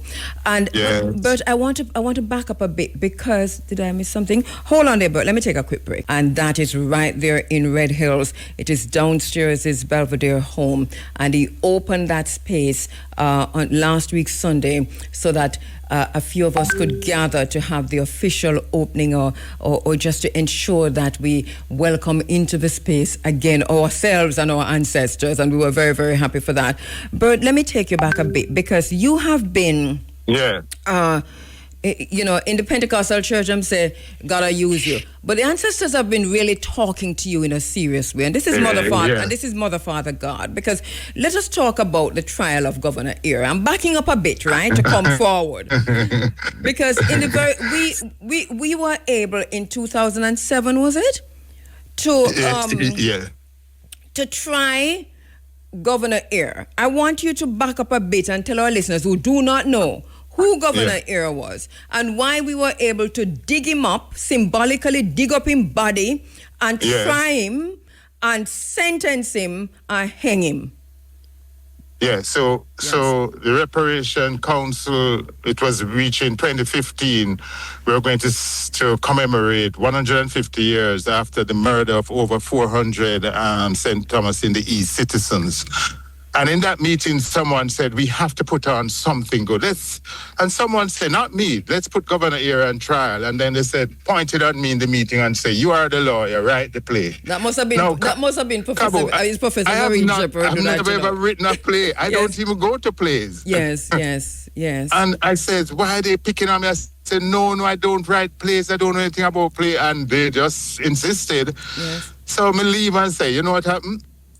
If I fail, nobody can say I'm a playwright and I fail. Let me try a thing. And kaboo, I got a court report. And your listeners, when you go to court, you see the ladies with a little machine and they can write as fast as you can speak. Mm-hmm. I got a court reporter to come to my conference room in my office. I got a lectern. I got 4 bottles of water, and my daughter was visiting. That's Safia, and she was visiting the office and sat in the room with me. 3.5 hours, I spoke the play of Governor Eyre from my head and my knowledge of the courtroom and my passion for history. 3.5 hours, non-stop. And she wrote down everything I spoke. I didn't write it. My hands were not used. It was my mouth and my heart that wrote that play. I didn't write one word. And when it was finished, I was tired and I sat. And my daughter looked at me and said, Daddy, this is history. And she's an attorney herself, Safia Samuels. And that's how it was done. Peter, a visitation from the ancestors, where I got 3 nominated for Actor Boy in that inspirational piece of work. And he was tried. And the last thing I said, Governor Eyre, the jury having found you guilty, I can impose one sentence and one sentence only. You shall suffer death in a manner prescribed by law. Take him away. That's so. And then I sat. I sat. And I felt relieved. I felt that the ancestors and the persons who were executed and murdered by British colonial violence, they said, you have done your job. And that was, a calling that I answered. And Kumasi African Museum is the second calling. Of course, it's a second calling. And but there's a link. There's a link between what you saw and maybe, I don't know, you and I have been trying to put it in context. Yes. The ancestor who is in the bottom of the Atlantic graveyard that we portrayed in an aquarium with 2 sharks surrounding Before you get to hold on there. Before you get to that, hang on a second. Yes. I sent you the... No, we just want to... We're not going to carry the audio. Well, if you want to carry the audio, it's fine. No, because we have the play, and we could take a little piece of it if you want. Yes, let's remind me. Yeah, okay, Peter, let's take... Okay, because so I was a little distracted because Peter is asking, should we take... Because we can take the audio, we can also take the video. All right. So the link between the ancestral graveyard, which is part of the museum, the Kumasi African Museum, a highlight of the museum, really, which we're going to carry the unveiling of that, which your 2 children did. That was really beautiful also. You're saying that within that there's a link directly from that to Paul Bogle. Yes, it is. Mm-hmm. So this is what I met a client. My client brought a man called Williams from Bull Bay, who is a sculptor, an intuitive sculptor, and he sculpts in alabaster stone. That is, it is out in St. Thomas in the hills. And I befriended him, although he was my enemy in the courtroom, and begged him to give me a carving of Bogle, Paul Bogle, because I wanted Bogle to be in my house. Yes. And he went off and sculpted Bogle, and I paid him, and I thanked him, I can't pay people for that level of work. Mm-hmm. So Bogle has been sitting in my house, as part of my family for the past 30 years. Mm-hmm. And because we are going to immerse whatever we needed, we had to immerse it in the ocean. Yes. And because it is made of stone, alabaster stone. Right, hang on there. I consulted with Bogle's, through his statue, and told him that I know he has been burdened already, but I'm asking him to become part of the portrayal of those on the Atlantic floor. Okay. And he agreed, and we immersed him 2 days before that. So Bogle is on the Atlantic Ocean, at the floor of the Atlantic Ocean, and he's doing it as heroic as he has done the Morant Bay uprising. You know, we have on the screen, can we get the audio? Is it possible? So we have on the screen, because this was a proper play that was written by Bert. It was during the In Search of series that was organized by Professor Vereen Shepherd and ourselves here at IRFM and the Jamaica National Heritage Trust, in search of Paul Bogle. And we culminated with a trial of Governor Eyre. This is now on screen. I am not hearing. Okay, here we go. This is the courthouse. 6 minutes to 9. All right, so maybe our YouTube listeners are hearing. You must be satisfied. Okay, beyond my bad. Can doubt. you take it? Can we take it forward a bit? I don't know if we could hear also the verdict, but if not the verdict, we take it anywhere. Okay, here we go. If he is to be found guilty, you must be unanimous. That is, you all must be of the view that he is guilty, having considered the evidence and applied the law. If the verdict is divided, then there must be a retrial on this matter. My Lord, I'd like to call my first witness at this time, Mrs. Cecilia Bogle. Sergeant, could you call Cecilia Bogle, please? Cecilia Bogle? Cecilia Bogle?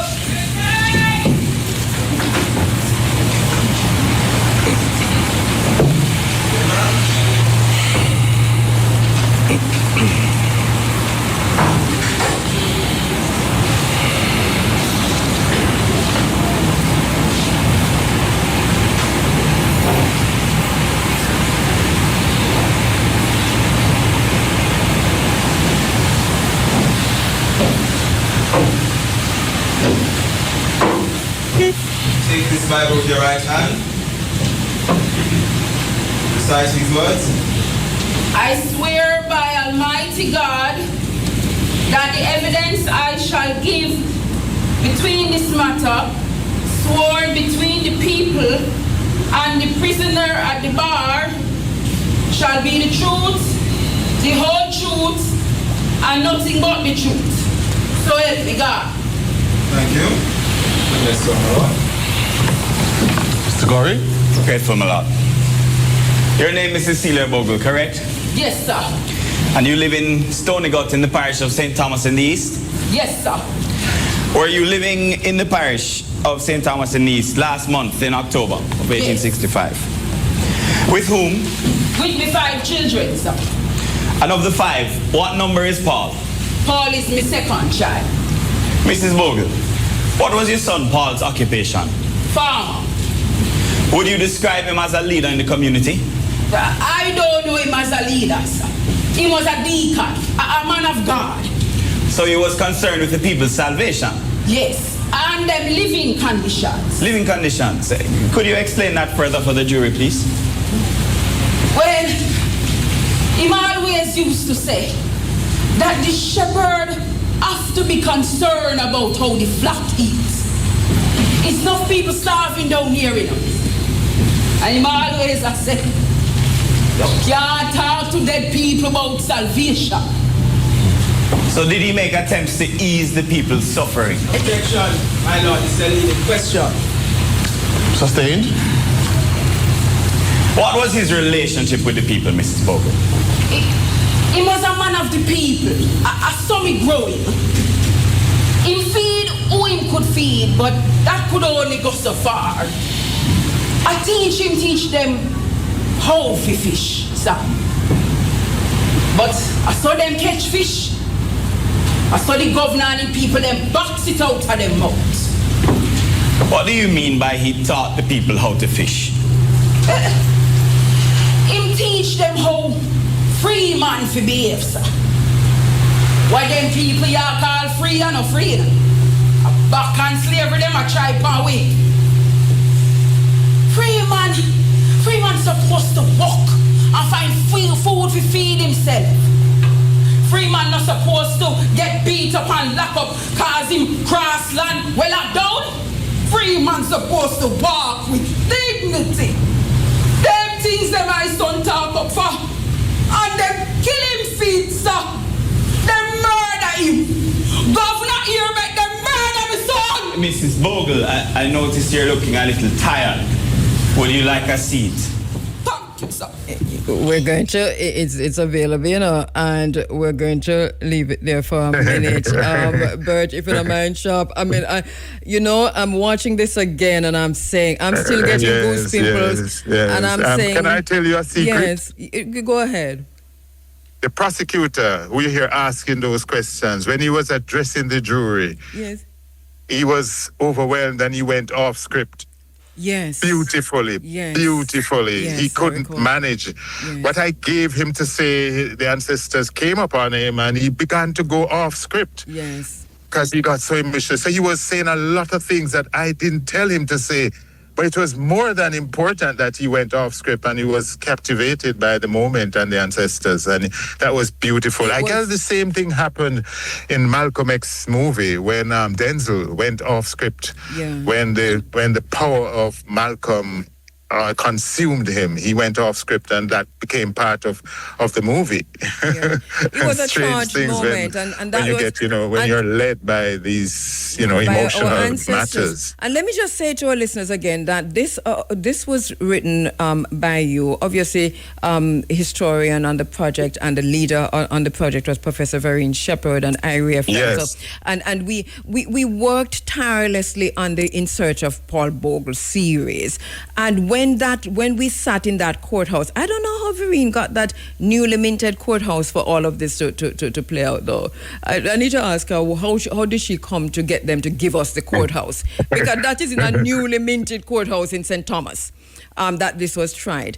And but I'm looking at this again and I'm thinking that was a moment when an enslaver, a colonizer, was from we the people was literally resurrected because he had gone to his death in the physical self without paying for the crimes that he committed against Jamaican people, especially in the Morant Bay Rebellion, but across Jamaica, the Morant Bay War.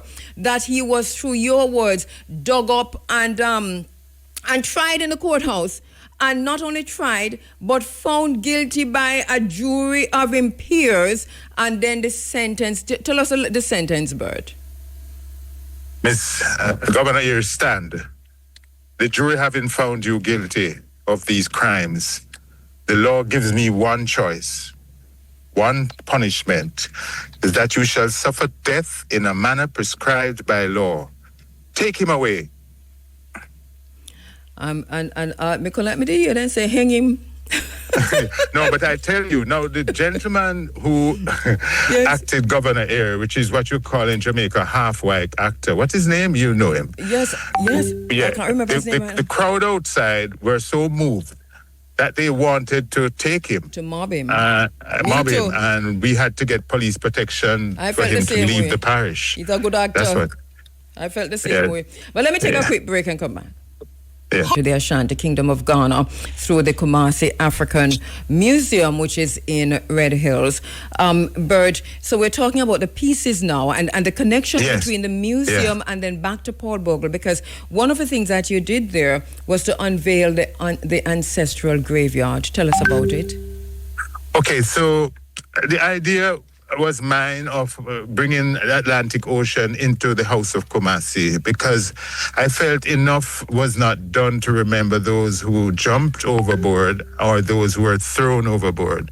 Our history books have not dealt with that in ways that it should. And it's innumerable. So they're lying on the floor of the Atlantic Ocean as we speak. And I felt that we needed to do a commemoration. They were never got burial rights. They were never buried. Nobody kept a funeral for them. And therefore, I think I had a duty now to, as it were, commemorate them and give them their rights. And so I am there in my bed and I said, okay, I'm going to get this big fish tank and I need some sharks. And I give first respect and thanks to O'Connor, a former police officer retired. He donated the sharks free of cost. And we decided to replicate the Atlantic Ocean, which would be sand at the bottom. And then Bogle had agreed to go in, and then he's lying head up, facing the east. He's actually facing the Atlantic Ocean. That's what we made sure that he was facing it. So he's immersed partly in sand, and the water is there. The sharks are swimming around him, and they're having a feast on him. And that is what we did. So I then shared it with her sister, Yannick, is her name, and she said, that's too emotional. Do not have it opened. Cover it with cloth, black cloth, and have an unveiling. And that was her idea. Mm-hmm. So many persons have contributed their own effort, including herself, Kabu. And so that is how it came about. So it was covered. Your audience came in and they saw this thing covered, this thing, nobody knew what it was. And you can take it from there. You were there. Right, I think we have... You dealt with it yourself in a beautiful way. Let us play the video of it, because we have a short video of that somber moment, very solemn moment, as Peter get that up on screen. When you're ready, are we? Okay, go ahead. All right, Bert, the idea behind the graveyard, tell us about it. Well, we know that the Atlantic Ocean, which King Charles, bloodline Charles II, held a monopoly. He had a toll booth on the Atlantic Ocean. For 2 centuries, the Royal African Company, owned by the British monarch, sailed the seas and refused to pay reparation. The Atlantic Ocean came to me one night. It's a graveyard for all of these ancestors. And because of that, I decided to ask my sister Manikwa, my friend, asked that it be covered out of respect for the event, and it should be unveiled by Ased, Zoya, and Prince Safari Madiba. I feel honored to know that I pass it to them to unveil this cruelty.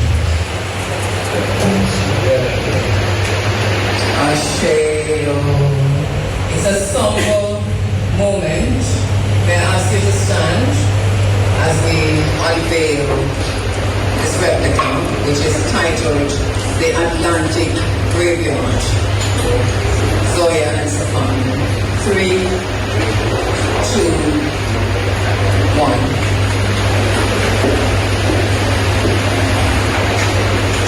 The Atlantic Graveyard. A moment of silence. We're going to take the drums right now for a moment of silence for all of our ancestors who have perished in the Atlantic. All right, so yes, that was if that don't move you, something wrong with you. I'm telling you. I'm here still getting goose pimples, Bert. That is that, and it also tears you up. And I recognize that you also cried. There were a few times when you cried there, and one of those times when you cried was when you did another really symbolic thing, and it was more than symbolic, poignant, because one of the things you did was to pass this work, this labor, this ancestral work onto your young son. And I saw that he was so moved. How old is he again? How young is he? 12 years old, yes. I think we might have that picture. Yes, and, yes. You know, he was the one who also cut the ribbon as, you know, persons. Yeah, that is it. Yeah, Prince Shamari. Madiba. There he is. Madiba Safir. His mother named him Safari, Safir, and then I named him Madiba. Yeah. Beautiful. Very passionate. He's himself a very passionate Pan-Africanist. Yes. When we went to get the artifacts, we went to the kind Mr. Nasrallah, which is again is what you call a half-white Jamaican. And when my son saw the cruelty of the artifacts, the branding iron. When he was leaving, he looked at Mr. Nasrallah. I having shook his hand. And when Mr. Nasrallah handed his hand to him, he said, "Tell me something. Are you fond of black people?" A 12-year-old looking at an adult and asking him. So he's strongly, spirited, and the ancestors are with him. And that's why I know that I had to hand the museum to him. Beautiful work. This is great work. Many questions coming in, persons, and there's so many questions that's coming on the IRFM numbers. Everybody which I'm not. come. Yes, so that's one. Well, no, can we deal with that? So yes, primarily, Kabu, Mm-hmm. I want the main visitors to that museum will be primary school students, poor people children. I went to Solofield Primary. My mother had 10 children. We all went to, primary school. And because of the prevalence of bleaching and the failure to give the true picture of Africa, I've decided that ages 6 to 12, primary school students in particular, should view the museum. And I'm going to be the curator. I'm going to be walking with them with my son behind me because he's in training. Yes. So to describe the items in the museum, you notice you saw royal gowns, gowns made in Accra, in the market in Accra. So it's royalty. It is both the great history that we have and proud history, and also slavery. And there's a huge statement in it that from you, Kabu, on a photograph that says African history is not slavery. Slavery interrupted African history. And those are great words from you, Kabu. I salute you for it. Yes. It could be the theme of the museum. I think that's an appropriate theme of the museum, that African history is not slavery. Slavery only interrupted the glorious history of Africa. Because when those children come in, for example, I'm going to say, do you know the pyramids of Egypt in Africa? Yes. Well, there are pyramids south of the Egyptian pyramids in Africa, which are centuries before those were built, in sub-Saharan Africa, where they were built, and no one knows, no European has been able to work out how the physics and the science between building these pyramids. So when they make us out to be other than educated, we can boast about physical sites in Africa, which shows that we had philosophers and scientists and mathematicians who could marvel the world. That's the kind of education that I want children to leave that museum with their chest high, being proud of their skin color, being proud of their history. That's the purpose of the museum. That is why a 12-year-old owns the museum. It's for another generation. We must pass it on. But Bert, how can we pass on something like this when we still have Charles as a head of state and a monarchy? No, that's horrible. As a head of state. I heard you. So we should know that on the books, the head of Jamaica, the head of state of Jamaica is Charles III. So I was in court when his mother died, and we were in the middle of a case, and one of the Queen's counts at the time interrupted the proceedings and said, the Queen is dead. And she said she has a note out of Buckingham Palace that as of now, that moment, she's no longer Queen's Counsel. She's now King's Counsel. And the judge continued the case by calling her King's Counsel. Goodness. Yes, that is it. So, she was about to be called Queen. She wanted not to be called the dead Queen, but the living King. And so that relationship with the monarch, and that is why when I was opening the Atlantic Ocean, I made sure my audience know that Charles's bloodline, Charles II, is the one who opened up the toll booth and had human trafficking and bringing us over here, that they owe us reparations. So the monarchy is deeply involved in our Holocaust. And that is what I'm going to teach the children. So this God save the king that they're still saying in court. And I did write to the Chief Justice and tell him to retire it. He has refused to do it. So that where should we go to court every day for justice? By saying God must save the king, the bloodline of those who enslaved us. We are intertwined in this Holocaust. This is a prayer of a legal. This is a prayer because it is a prayer when you say God save somebody. You're praying to God for God to save somebody. Is this a prayer then of the judiciary in Jamaica, that whole arm of government. We say we are the fourth estate over here, so the journalism. But can you imagine? Is this a prayer then of the judiciary in Jamaica at this time, before we even say God save the people? Yeah, and you know, there's a Guyanese judge who presides in Jamaica, and she refuses to say, God save the king. The police have to say in our courts, God save the people, and she's doing it against protocol. I'm sure that she may be contacted for doing it. So that what we do is they have retired God save the king in England. As usual, we are trying to wear the old clothes and continue colonialism down here. Can you imagine in England, they no longer say God save the king. And down here, I call upon the Chief Justice to retire it tomorrow morning. We are still saying God save the king, and they don't say it in England. How do your listeners feel about that? Well, well, listen, Bert, I know you're not here to talk about this because we talked about it already. But the government of Jamaica is now making plans right after Jamaica's so-called 64th year of independence to go to England.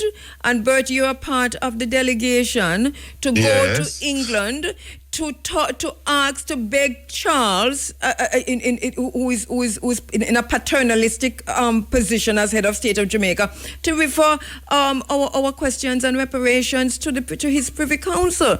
But then we don't have the thing turned upside down, as I was saying. Yeah, we do. But you see, I wear a lawyer's cap, so I don't know if you're going to allow me. Say tutu and premper and a santua, and this is Nana. Don't leave out Nana. So listen to me now, Bert. You were explaining to us that if it's taken to the United Nations. Yes, the United Nations has a rule that you must exhaust your domestic legal system before you come before them to show that you tried to get relief in your own domestic system. Now, unfortunately, the Privy Council is the highest court in Jamaica, so we have to show that we exhaust our local remedies. You remember that in 2002, I argued in a Jamaican court for reparations. I made that case. I represented 3 Rastafarian brethren in a claim for reparation. The first thing the judge said to me was that, how can I come to the Queen's Court to make a claim against her? So I know the legal hurdles that I'm facing, but we have to sometimes be pragmatic. I remember when cartel case was going to the Privy Council, a journalist asked me, but you don't believe in the Privy Council, so why are you going there?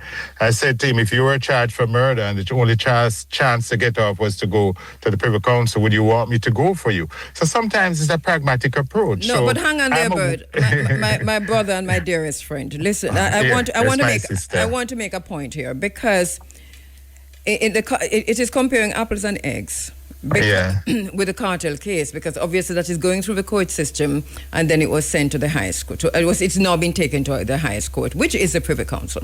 All right. The fight for reparations of freedom for liberation, which is all part of the reparations fight. Yeah. It has to be situated in us exhausting all of our local. That's right. That's what you just said. Yeah. Part of us exhausting whatever we have local is to remove this constitutional reform. That is our first order of business. We are making. In fact, that is true. I agree with your sister, because there are people even within the council, reparation council, who felt that we must move towards decolonizing the constitution as a first step. However, if we did that ahead, we would lose the opportunity to go to him and then let him refuse it, because I know that he's going to refuse it. He's going to refuse it. Remember, and then now we want to make Bert, a point hang on of there, that. Bert, How can you refuse to an argument that slavery was illegal on the international stage? Bert, yes. We will not lose anything if we go constitutional reform first and get rid of the monarchy as head of state. We will lose nothing. Barbados is gone, and Barbados has gone and has lost nothing. Yeah. And this is and so we have deluded ourselves with a paradigm that has us trapped in colonialism, ongoing slavery, and neo-colonialism I'm fully aware of the historical side. Remember that in 1865, the people of St. Anne, in July of that year, petitioned the Queen, and she sent back and said that they were suffering, and they needed to be relieved. It's 27 years since they get freedom. They're all squatters. They are being charged for trespassing on plantations. And she wrote back and said, go back to work. And if you work hard, you'll make the plantations That is why Paul Bogle marched. So she's always, they're this always is why on the Paul side Bogle of the marched. planter. Remember, I'm aware of that. This is why Paul Bogle marched. This is why Letitia Gohegan and them took slammed the the door first and him stone. out in St. Thomas. Ear didn't come out to him, This is why Letitia Gohegan took up the first stone and threw it at the courthouse. This is why George William Gordon assisted. Now, the point I want to make, though, is that the premise upon which the argument is based for why we need to go to Charles is the first falsehood. And it don't matter what we say, unless we get rid of this premise, then we will use taxpayers' money. It's Section 4 of the law that they created. It's their law that says Section 4 that says is why we have any matter that we are upset about, for want of a better word, we can bring it before him to go to the Privy Council to make a decision on it. So we are not upset about this. This is not but something. do you know that there's a Jamaican judge on the Privy Council, though? You know that. But it doesn't even matter, though, Bert. Okay. Because the plan is to take this thing to Charles. I'm telling you that premise. It's cognitive dissonance. We cannot hold these two things at the same time, because what are we going to do with one? We have to get rid of the one that tells us that we have to go to the monarchy who enslaved our ancestors, who continue to oppress our people, who is colonizing our people in the Caribbean and on the continent of Africa and wherever we are as a people. Ask Jude Bellingham, the one who just scored two goals yesterday. And this allowed to do it. Yes. It's ask Meghan Markle, right? Ask Saka, the football player. Ask anyone in England. I lived in England. I studied in England. I'm telling you that the oppression and the colonial... The call them monkeys. Don't they call them monkeys in England? It continues just the same. And I'm saying the premise that we have, this thing is built upon a premise that is faulty. And why can't we get it in our heads that we do not need the King of England or anybody from the monarchy to tell us that the fight for reparations is right? This is the point I'm making. I know that I don't have any miseducation about them giving us any freedom or giving us reparations. We're going to have to fight for that. I mean, 300 and odd years we were down here. Do you think they were sorry for us any time? And they dare to say it's Wilberforce free us? It was the anti-slavery movement that free us. It is the people that will always free us. I accept that, Kabu. It's the burning down, it's Sam Sharp, burning down the cane fields and make it unprofitable that will help us. And we are from St. Mary. It's an economic war. It's not going to be a moral war. We are from St. Mary. Because they're saying that slavery was legal.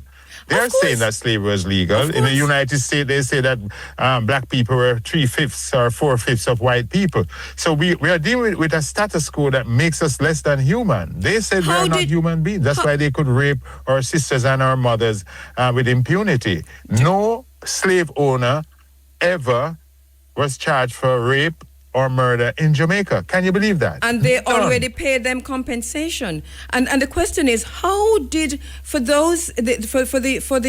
Israelis who identify as Jews and the Holocaust, they didn't have to make no delegation going anywhere. As a matter of fact, they just get it like that on a platter, and they dare to say and oppose our move in the United Nations. They opposed it.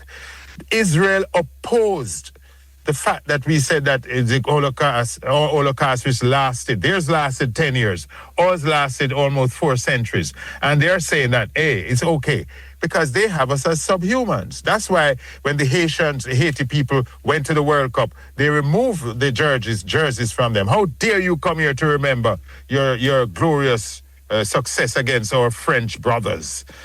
So it's a war. It's a racial war. It's an anti-black war. How can we be going to those who enslaved us, who enslaved our ancestors, who continue to oppress us, who have all of these, so many of these laws and rules and regulations still in place, who are still colonizers.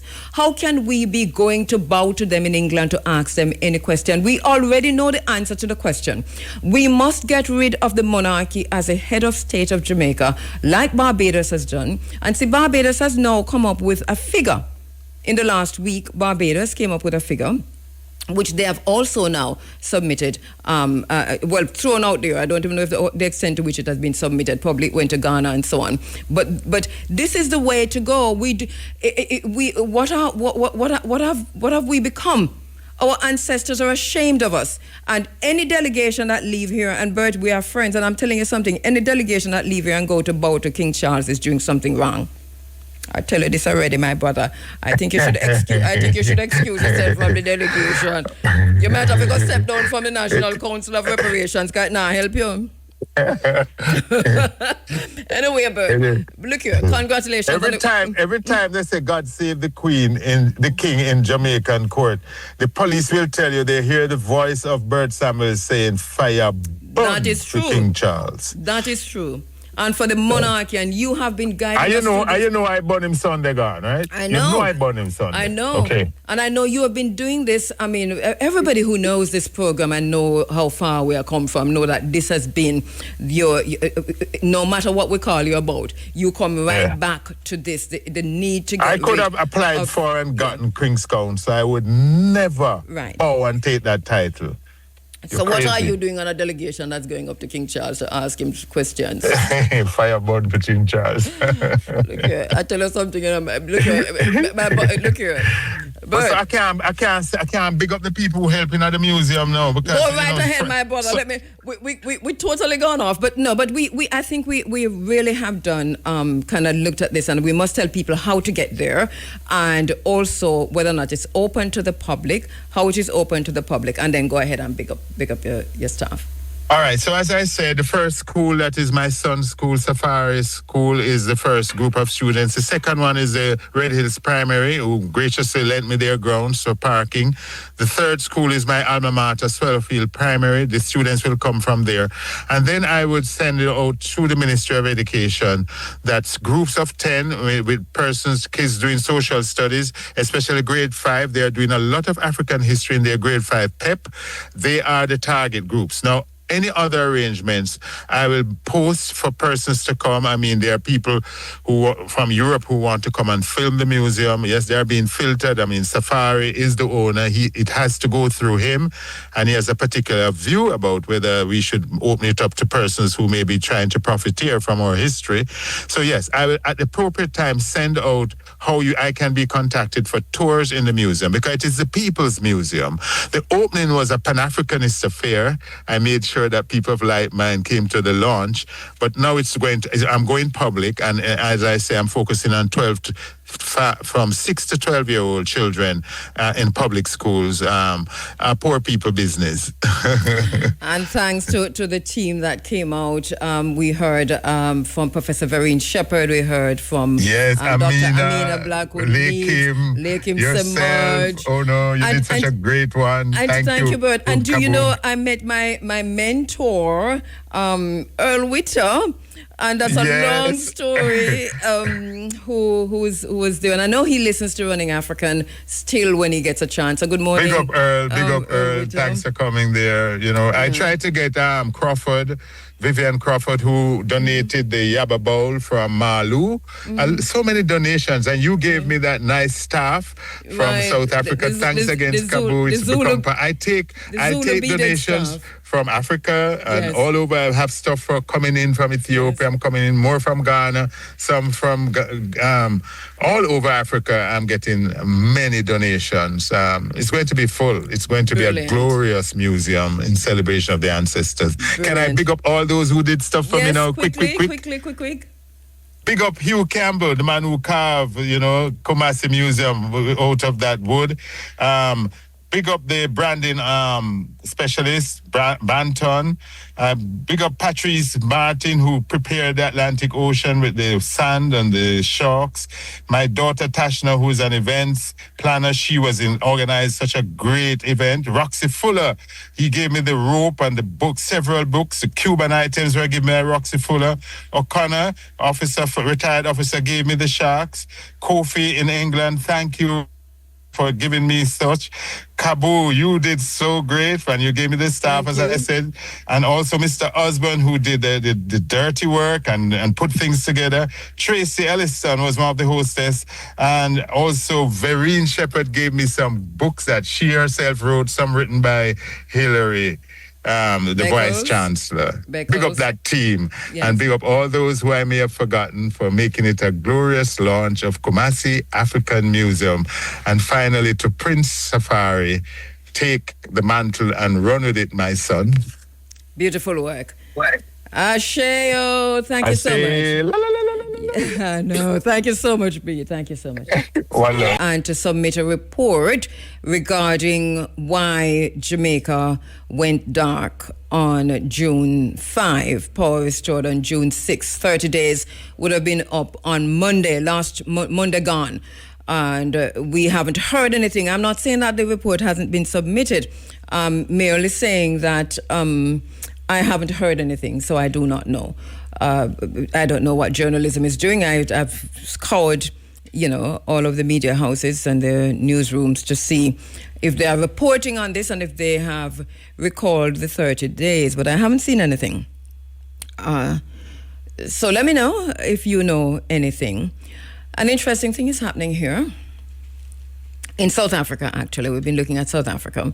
The U.S. ambassador to South Africa, Bert Bogle, he has been meeting with members of the apartheid parties, the Afrikaans, the same people who Donald Trump has given refuge to.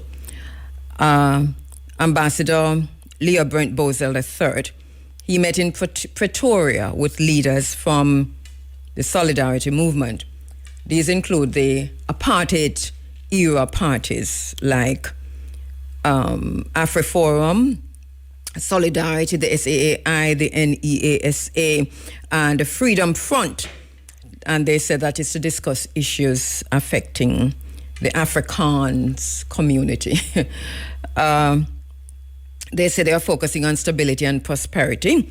According to the U.S. Embassy, the discussion centered on how U.S. government, U.S. engagement with the apartheid parties, they say Afrikaan, but with the apartheid-era parties and the communities could contribute to a safer and more prosperous South Africa.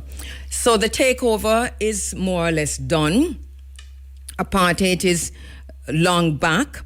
There are some people who have come out talking about the U.S. sanctions against South Africa. And the meeting actually took place amid a major diplomatic rift. The engagement comes during one of the lowest points in U.S.-South Africa relations since the end of apartheid, with disagreements over land reform, race policy, and South Africa's foreign policy orientation. This is very serious because the U.S. government, through its ambassador, is not meeting with the ANC, although the ANC now has merged with the DA, which is apartheid also. But this is a test of the ANC's governance. And we're paying very, very close attention to that. It signals a challenge to the ANC's international legitimacy. It weakens the ANC's monopoly on the South African narrative. We talked about that last week. It creates pressure on the ANC land and transformation policy. This is a big conversation now, especially with the Black economic empowerment policy that Elon Musk is challenging, and that his father, who is one of the architects of apartheid, is ensuring that he is behind the scenes pushing the new apartheid. It also is reflecting broader on the geopolitical tensions. So we have South Africa, a member of BRICS. That's important. We're looking also at South Africa's relationship with China. That is also important to note. South Africa's relationship with Russia, South Africa's case against Israel at the International Court of Justice, and Pretoria's push for a multipolar world, which is the language of China. We're watching to see what happens. Apartheid, they say, is not being restored. But apartheid is dead. Long live apartheid. I'm not quite sure how this is going to pan out. But for those who are watching on YouTube and on your screens, you'll see those who have met. These are all apartheid leaders, including the U.S. ambassador to South Africa. So this represents an attempt to weaken the ANC. But the ANC has already weakened itself. We see where the U.S. is putting serious pressure on South Africa and governments on the continent of Africa who are pursuing independent foreign policies. We're seeing this as Pan-Africans and as African-centered people as part of a campaign to challenge South Africa's leadership and its role within BRICS and the so-called Global South. I'm saying it just, for ease of conversation. We do not like the term. But do you understand where we are? The future direction of South Africa-U.S. relations looks like it's going to be with the apartheid parties. So the ANC is more or less powerless. We heard that last week from our brother, Amonwa. It's a matter of time.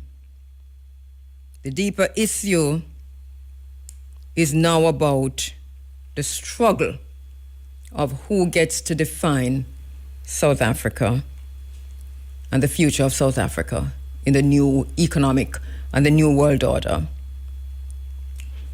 So this liberation movement that ended apartheid and the liberation groups that fought against apartheid, everything is connected, Everything is connected. Ghana was supposed to meet with Cyril Ramaphosa, Mahatma, his name from Ghana, the president of Ghana, was supposed to meet with Cyril Ramaphosa. He canceled the meeting. This is exactly what they want. African people are making the same mistakes over and over and over and over again. We cannot continue to make the same mistakes or there will be no liberation. This is our problem. If we do not know our history, we are bound to repeat them. What is it that Ghana doesn't understand about the history of Africa and South Africa in particular? Why did Ghana cancel that meeting? And as we talk about South Africa, very sad news in Peter coming out of South Africa with the footballer who died. Do we have any more information on him? Do we know? I know they're talking about all kinds of stuff, but we don't know. But I said that here, when I saw South Africa playing, I spoke about him in particular, that he looked depressed. But I'm not saying that he did anything. I don't know, how he died. But the entire South Africa team, I said in this space that you could see the depression on them and the mistake that Africa was making, that we fall into their trap every time, that the entire continent of Africa cheered for some other country, I think it was Mexico, over South Africa. I do not know why we keep making these same mistakes. We have oppression, we have more or less slavery, human trafficking, and we still cheer for the colonizers. We're cheering for France and the US and England and so on. And all of them are engaged in the very same thing with our people. And South Africa, you turn around and you're more upset for why? We're making the same mistakes. And I'm not saying that's what's happening in South Africa is not bad. It is bad. The point of the matter is that you will not treat France the way you treat South Africa. If Macron wants to come to Ghana next week, he's welcomed. And this is why we have a problem, because we do not know, we do not understand ourselves as African people. I have other things to get through. Hang on. You know, I'm really, did I just hiss my teeth? I'm really just fed up with we have to be more than we currently are. We must be able to see through the maze and the mist and the Sahara dust or whatever dust that is clouding our eyes. We're quick to be very upset with our own people. But those who have them boots on our necks, we welcome them with open arms.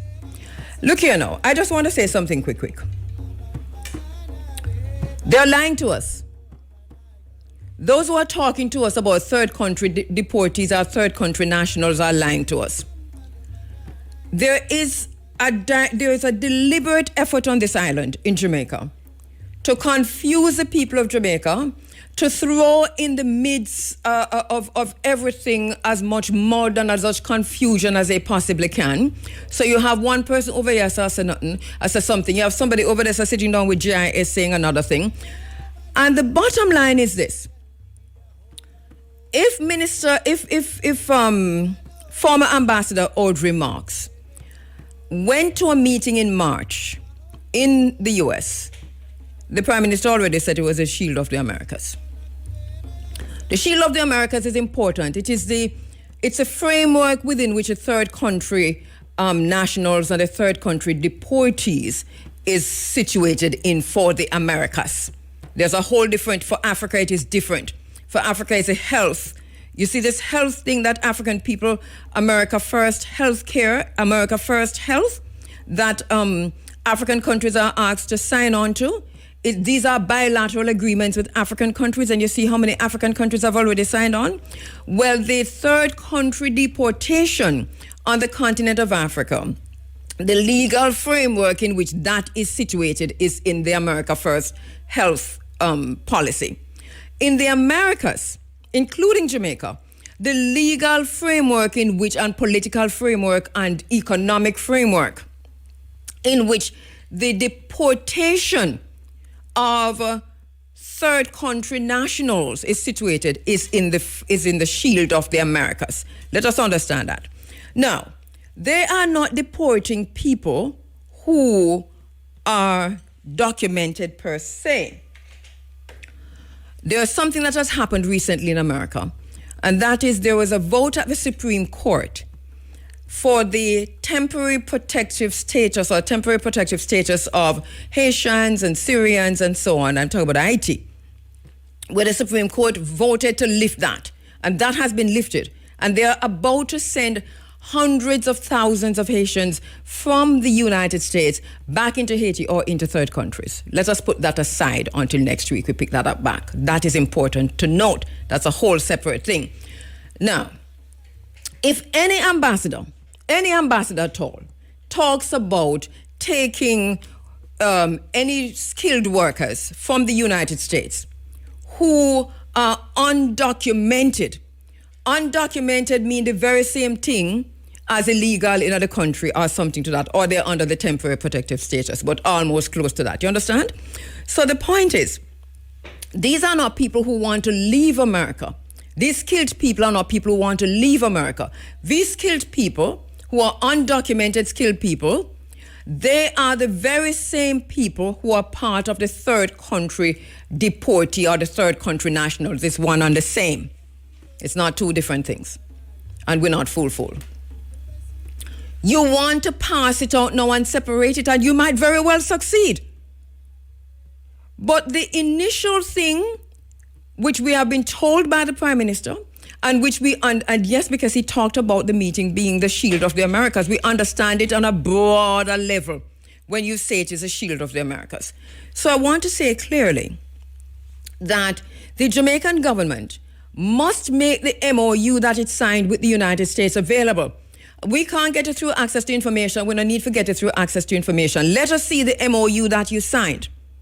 And the Jamaican people must stand as stalwarts against the illegal deportation of any other ethnic group, ethnic group anywhere from the United States, because that is human trafficking. And we are not against anybody coming into Jamaica, don't matter where you're coming from. That's not the point we're making. It is the forced removal of people. And by forced, we mean your choice was America. America has decided to deport you. You're not going back to your country. You're forced to go to another country, and that country, of course, being Jamaica. Let us look at the shield of the Americas. It is very important to do so. Can you widen that? Let me see, because the camera is blocking it, so I can just read it through. Or maybe I can read from my phone. But, it's an interesting thing that is unfolding in Jamaica. And there is a lot of them are just sitting down and lying to us. And I do not know at what point we are going to say to the government of Jamaica, enough of your lies. Enough of your lies. And I want to say to the people of Jamaica, go and look again at the shield of the Americas. I can't see it from there. All right, let me do it. It's a camera, but it's okay. I'll do it for mine.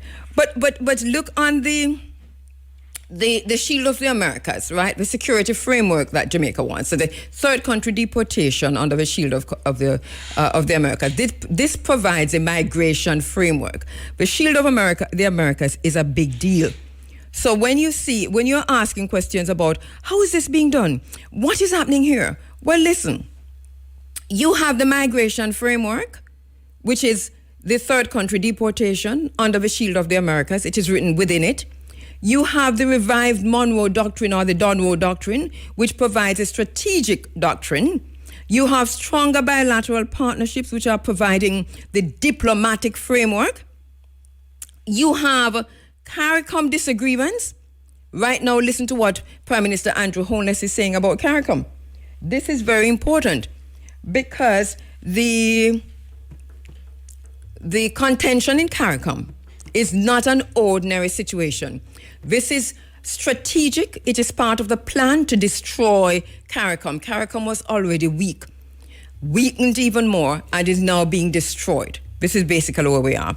So go again and read what the Prime Minister has said about the sister who was being nominated again, what's her name, Barnett, who is being nominated again to be the Secretary General or something to that effect. Listen again to what we're hearing from the Prime Minister. We also have competition with China. That is the biggest thing. So this provides a global geopolitical context. We do not need to go too far to understand what is happening. The bottom line is that there are many within the government of Jamaica who are lying to us about the third country deportation, the third country nationals. That interview with Audrey Marks, I listened to all of that interview. GIS interviewing, a brother from GIS interviewing Audrey Marks. And I think my advice to Audrey, because Audrey finds herself in the very same situation that Kamina Johnson-Smith found herself in when she went against the Commonwealth Secretary General and went to Rwanda to go run. It's the same situation. Nobody coming to help you. You're going to sort this out yourself. But my thing would be, stop talking. Because we understand, the more that you talk is the more you're digging yourself deeper in a hole. I don't want, as I said, I didn't want to say too much about Kamina at that time, because, and it's a woman thing, I'm just standing up for the women, because every time you have something big like this happen on a geopolitical stage, you find out women are on it. Kamina was on it the other day, and now we have Audrey Marks. And I prefer support these two sisters more than the patriarchal system that intend to throw them to the wolves. So my sister Audrey Marks, who I think come from St. Mary, don't it? Big A? Now St. Mary Audrey Marks come from. I don't know. But she related to Ting the man from up so. Miss Henry used to work here. Okay. And also to Sophia. I'm just saying. But, so she's from St. Mary, and you know how we do this thing. So I'm just saying that Audrey, my sister, they are throwing you to the wolves. Stop talking. They are not going to protect you, This is politics. And you're an entrepreneur. we understand much more than you're saying, and we understand we have all the pieces. And Jamaica's gone into this for a reason, more than one. One is the money. Two is Jamaica wants to be part of a shield of the Americas. Andrew Holness visit to Suriname and Guyana especially. The Trinidad move right there, so we see how Trinidad is flexing because Trinidad is now emerging. We thought it was Barbados that was emerging as a leader of the Caribbean, but that is only on a passionate level. Trinidad is emerging as the leader because Trinidad is the little friend of America. And then you have Dominican Republic, who is also the little friend of America. So that's where the power lies. So Jamaica, under Andrew Holness, is really trying its very best to be in the in-group. It's like when you go high school and you have the in-group and they have the dunce in them. Well, no, the in-group usually don't. But you have the in-group and then you have the other children who are working hard, but they're not in the in-group for whatever reason. So Jamaica wants to be in the in-group, and that in-group includes the Dominican Republic, Trinidad and Tobago, Guyana. That's in the Americas. Remember now, those countries are part of a shield of the Americas. If you're not in the shield, you're not covered. Go up and read up on the shield of the Americas. Andrew Holness wants to be part of the shield of the Americas. And I think he's quite likely going to be. It's the very same thing happening on the continent of Africa, you know. And I've always said, if you want to know how to understand how a particular imperial power is going to operate in the Caribbean, and in Jamaica in particular, look and see how they're operating in Africa, if they're there. And this was true with China. This is now true with America. So the U.S., through the America First Health Program, health policy, is literally forcing countries to take third country nationals. The corresponding policy of the America First Health Global Health Strategy policy in the Caribbean is called the Shield of the Americas. It is replacing the Organization of American States.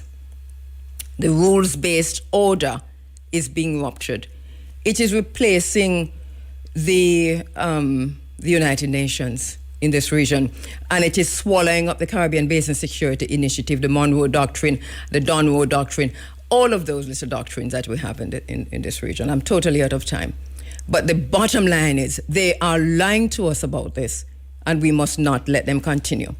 We must demand that they release the MOU that they have signed with the United States. Another thing we're watching is to see what happens with Haiti, because the temporary protective status for Haitians and Syrians and Libyans and so many others in America, the U.S. Supreme Court has given Donald Trump the right to get rid of them. That has been taken away. So let us see. In the Dominican Republic, we know that they have said in their MOU they signed with America, under the shields of America, that they will not take anybody from Haiti. That's one. And two, they see Hezbollah as a terrorist organization. That's two. And three, they see the Iran Revolutionary Guard as a terrorist organization. So we need to see the MOU, because I bet you anything it's very similar. Anyway, Mr. Bigay, what a way our boy go on good in? Which one?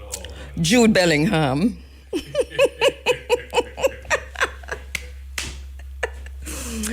Don't start with me. That is your boy. Right. What a way I'm going good. Yeah. And considering that there was an article in the Daily Mail that says, don't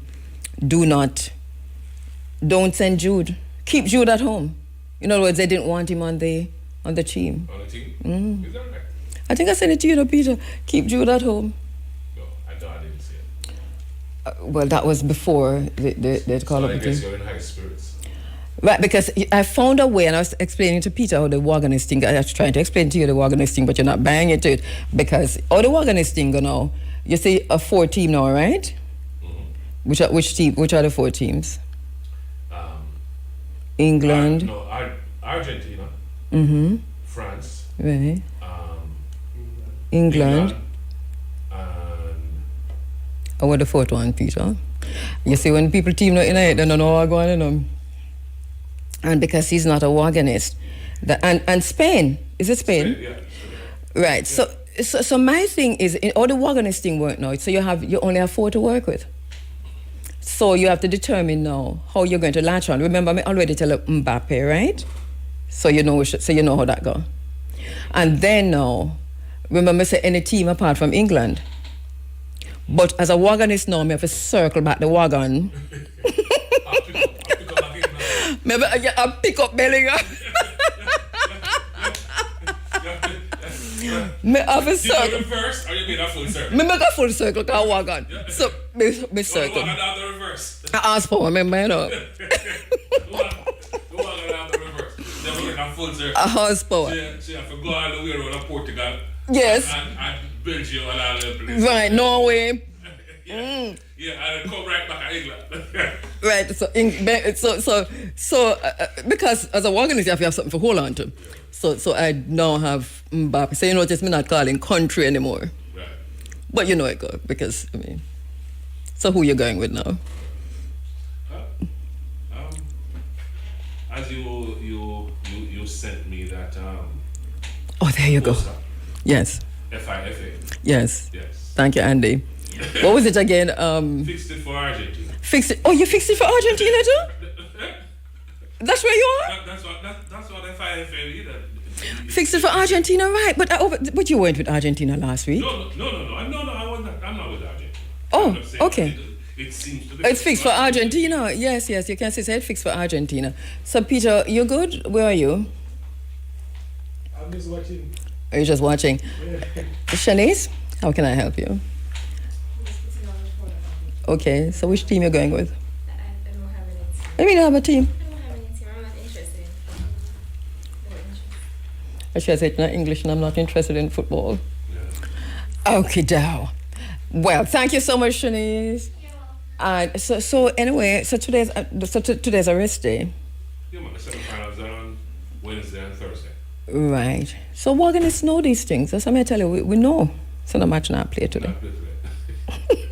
So are the genuine football enthusiasts? They know these Right, things. because you're either married to a genuine football. The organist have a genuine football enthusiast somewhere, you know. Either husband, boyfriend, girlfriend, something, somewhere. There's a genuine football enthusiast it's somewhere.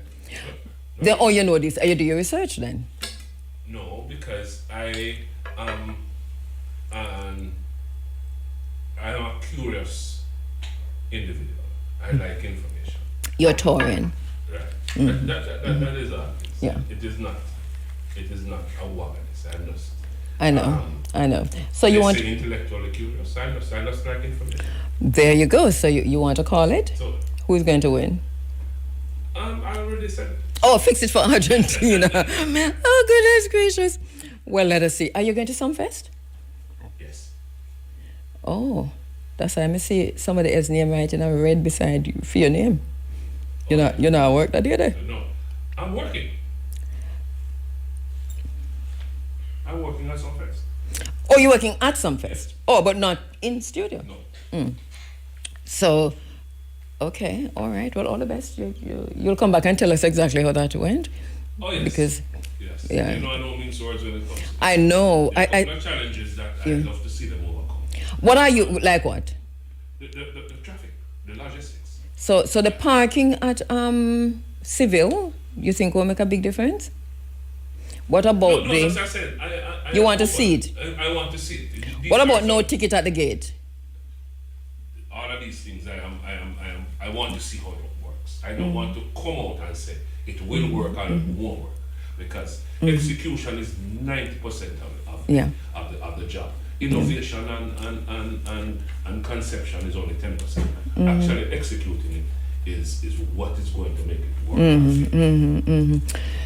Well, I'm feeling the excitement. I think it's going to be a good turnout. I'm sure there's going to be a massive crowd. Yeah. One way or the other. It is just now how you handle it. Right. It's going to either make you win or you will have to just take a lead. Well, I look forward to hearing you on Sunday morning. See, well, before that, because you're Saturday. No, you go Sunday. You go Saturday. Yes. You come work Sunday? I don't think so, because I expect to finish way in the wee hours. But I'll you can link me, yeah. Yes, of course. As we always do. That's true, yeah. Even when we're there in Egypt. What is your problem? Even when I'm in Egypt, much less, you know. What's the problem? Yeah, no problem at all. All right, Peter, who's going to win? Argentina. Oh, you fix it for Argentina? Yeah. What does something if Bellingham and Mbappe win? I'm going to put Bellingham over here and Mbappe over there. Yeah. Because Bellingham is Jamaican, you know. This is not a betting on. It's just how it seemed to be played. Right. This is just how, you know, the I don't know if it is a coincidence. You mean the game is rigged? I don't know what it is. Oh, it's rigged. It's rigged. This is how it appears. It's totally rigged. Yeah, man. It more than appear to me. It's rigged. When me can call it rigged, it must be rigged. It certainly appears that way. Yeah. So let us see. Let us see. Because the teams that are left, like so England not gonna put up with it. Because this is the only place where they study hooliganism as a subject in academia. I'm not lying. Hooliganism in football. Okay. So they are not going to put up with that, I don't think. So, anyway, this is how we say goodbye for today. We make way for the big A inside of this Sunday Sunshine. Thank you for listening. Thank you for participating. Thank you. And thank you, Peter. Thank you, Shanice. Thank you, Antoinette. Thank you, Vivian. See you next week. Walk good and tell him other one. Howdy. Anything I should do, big A?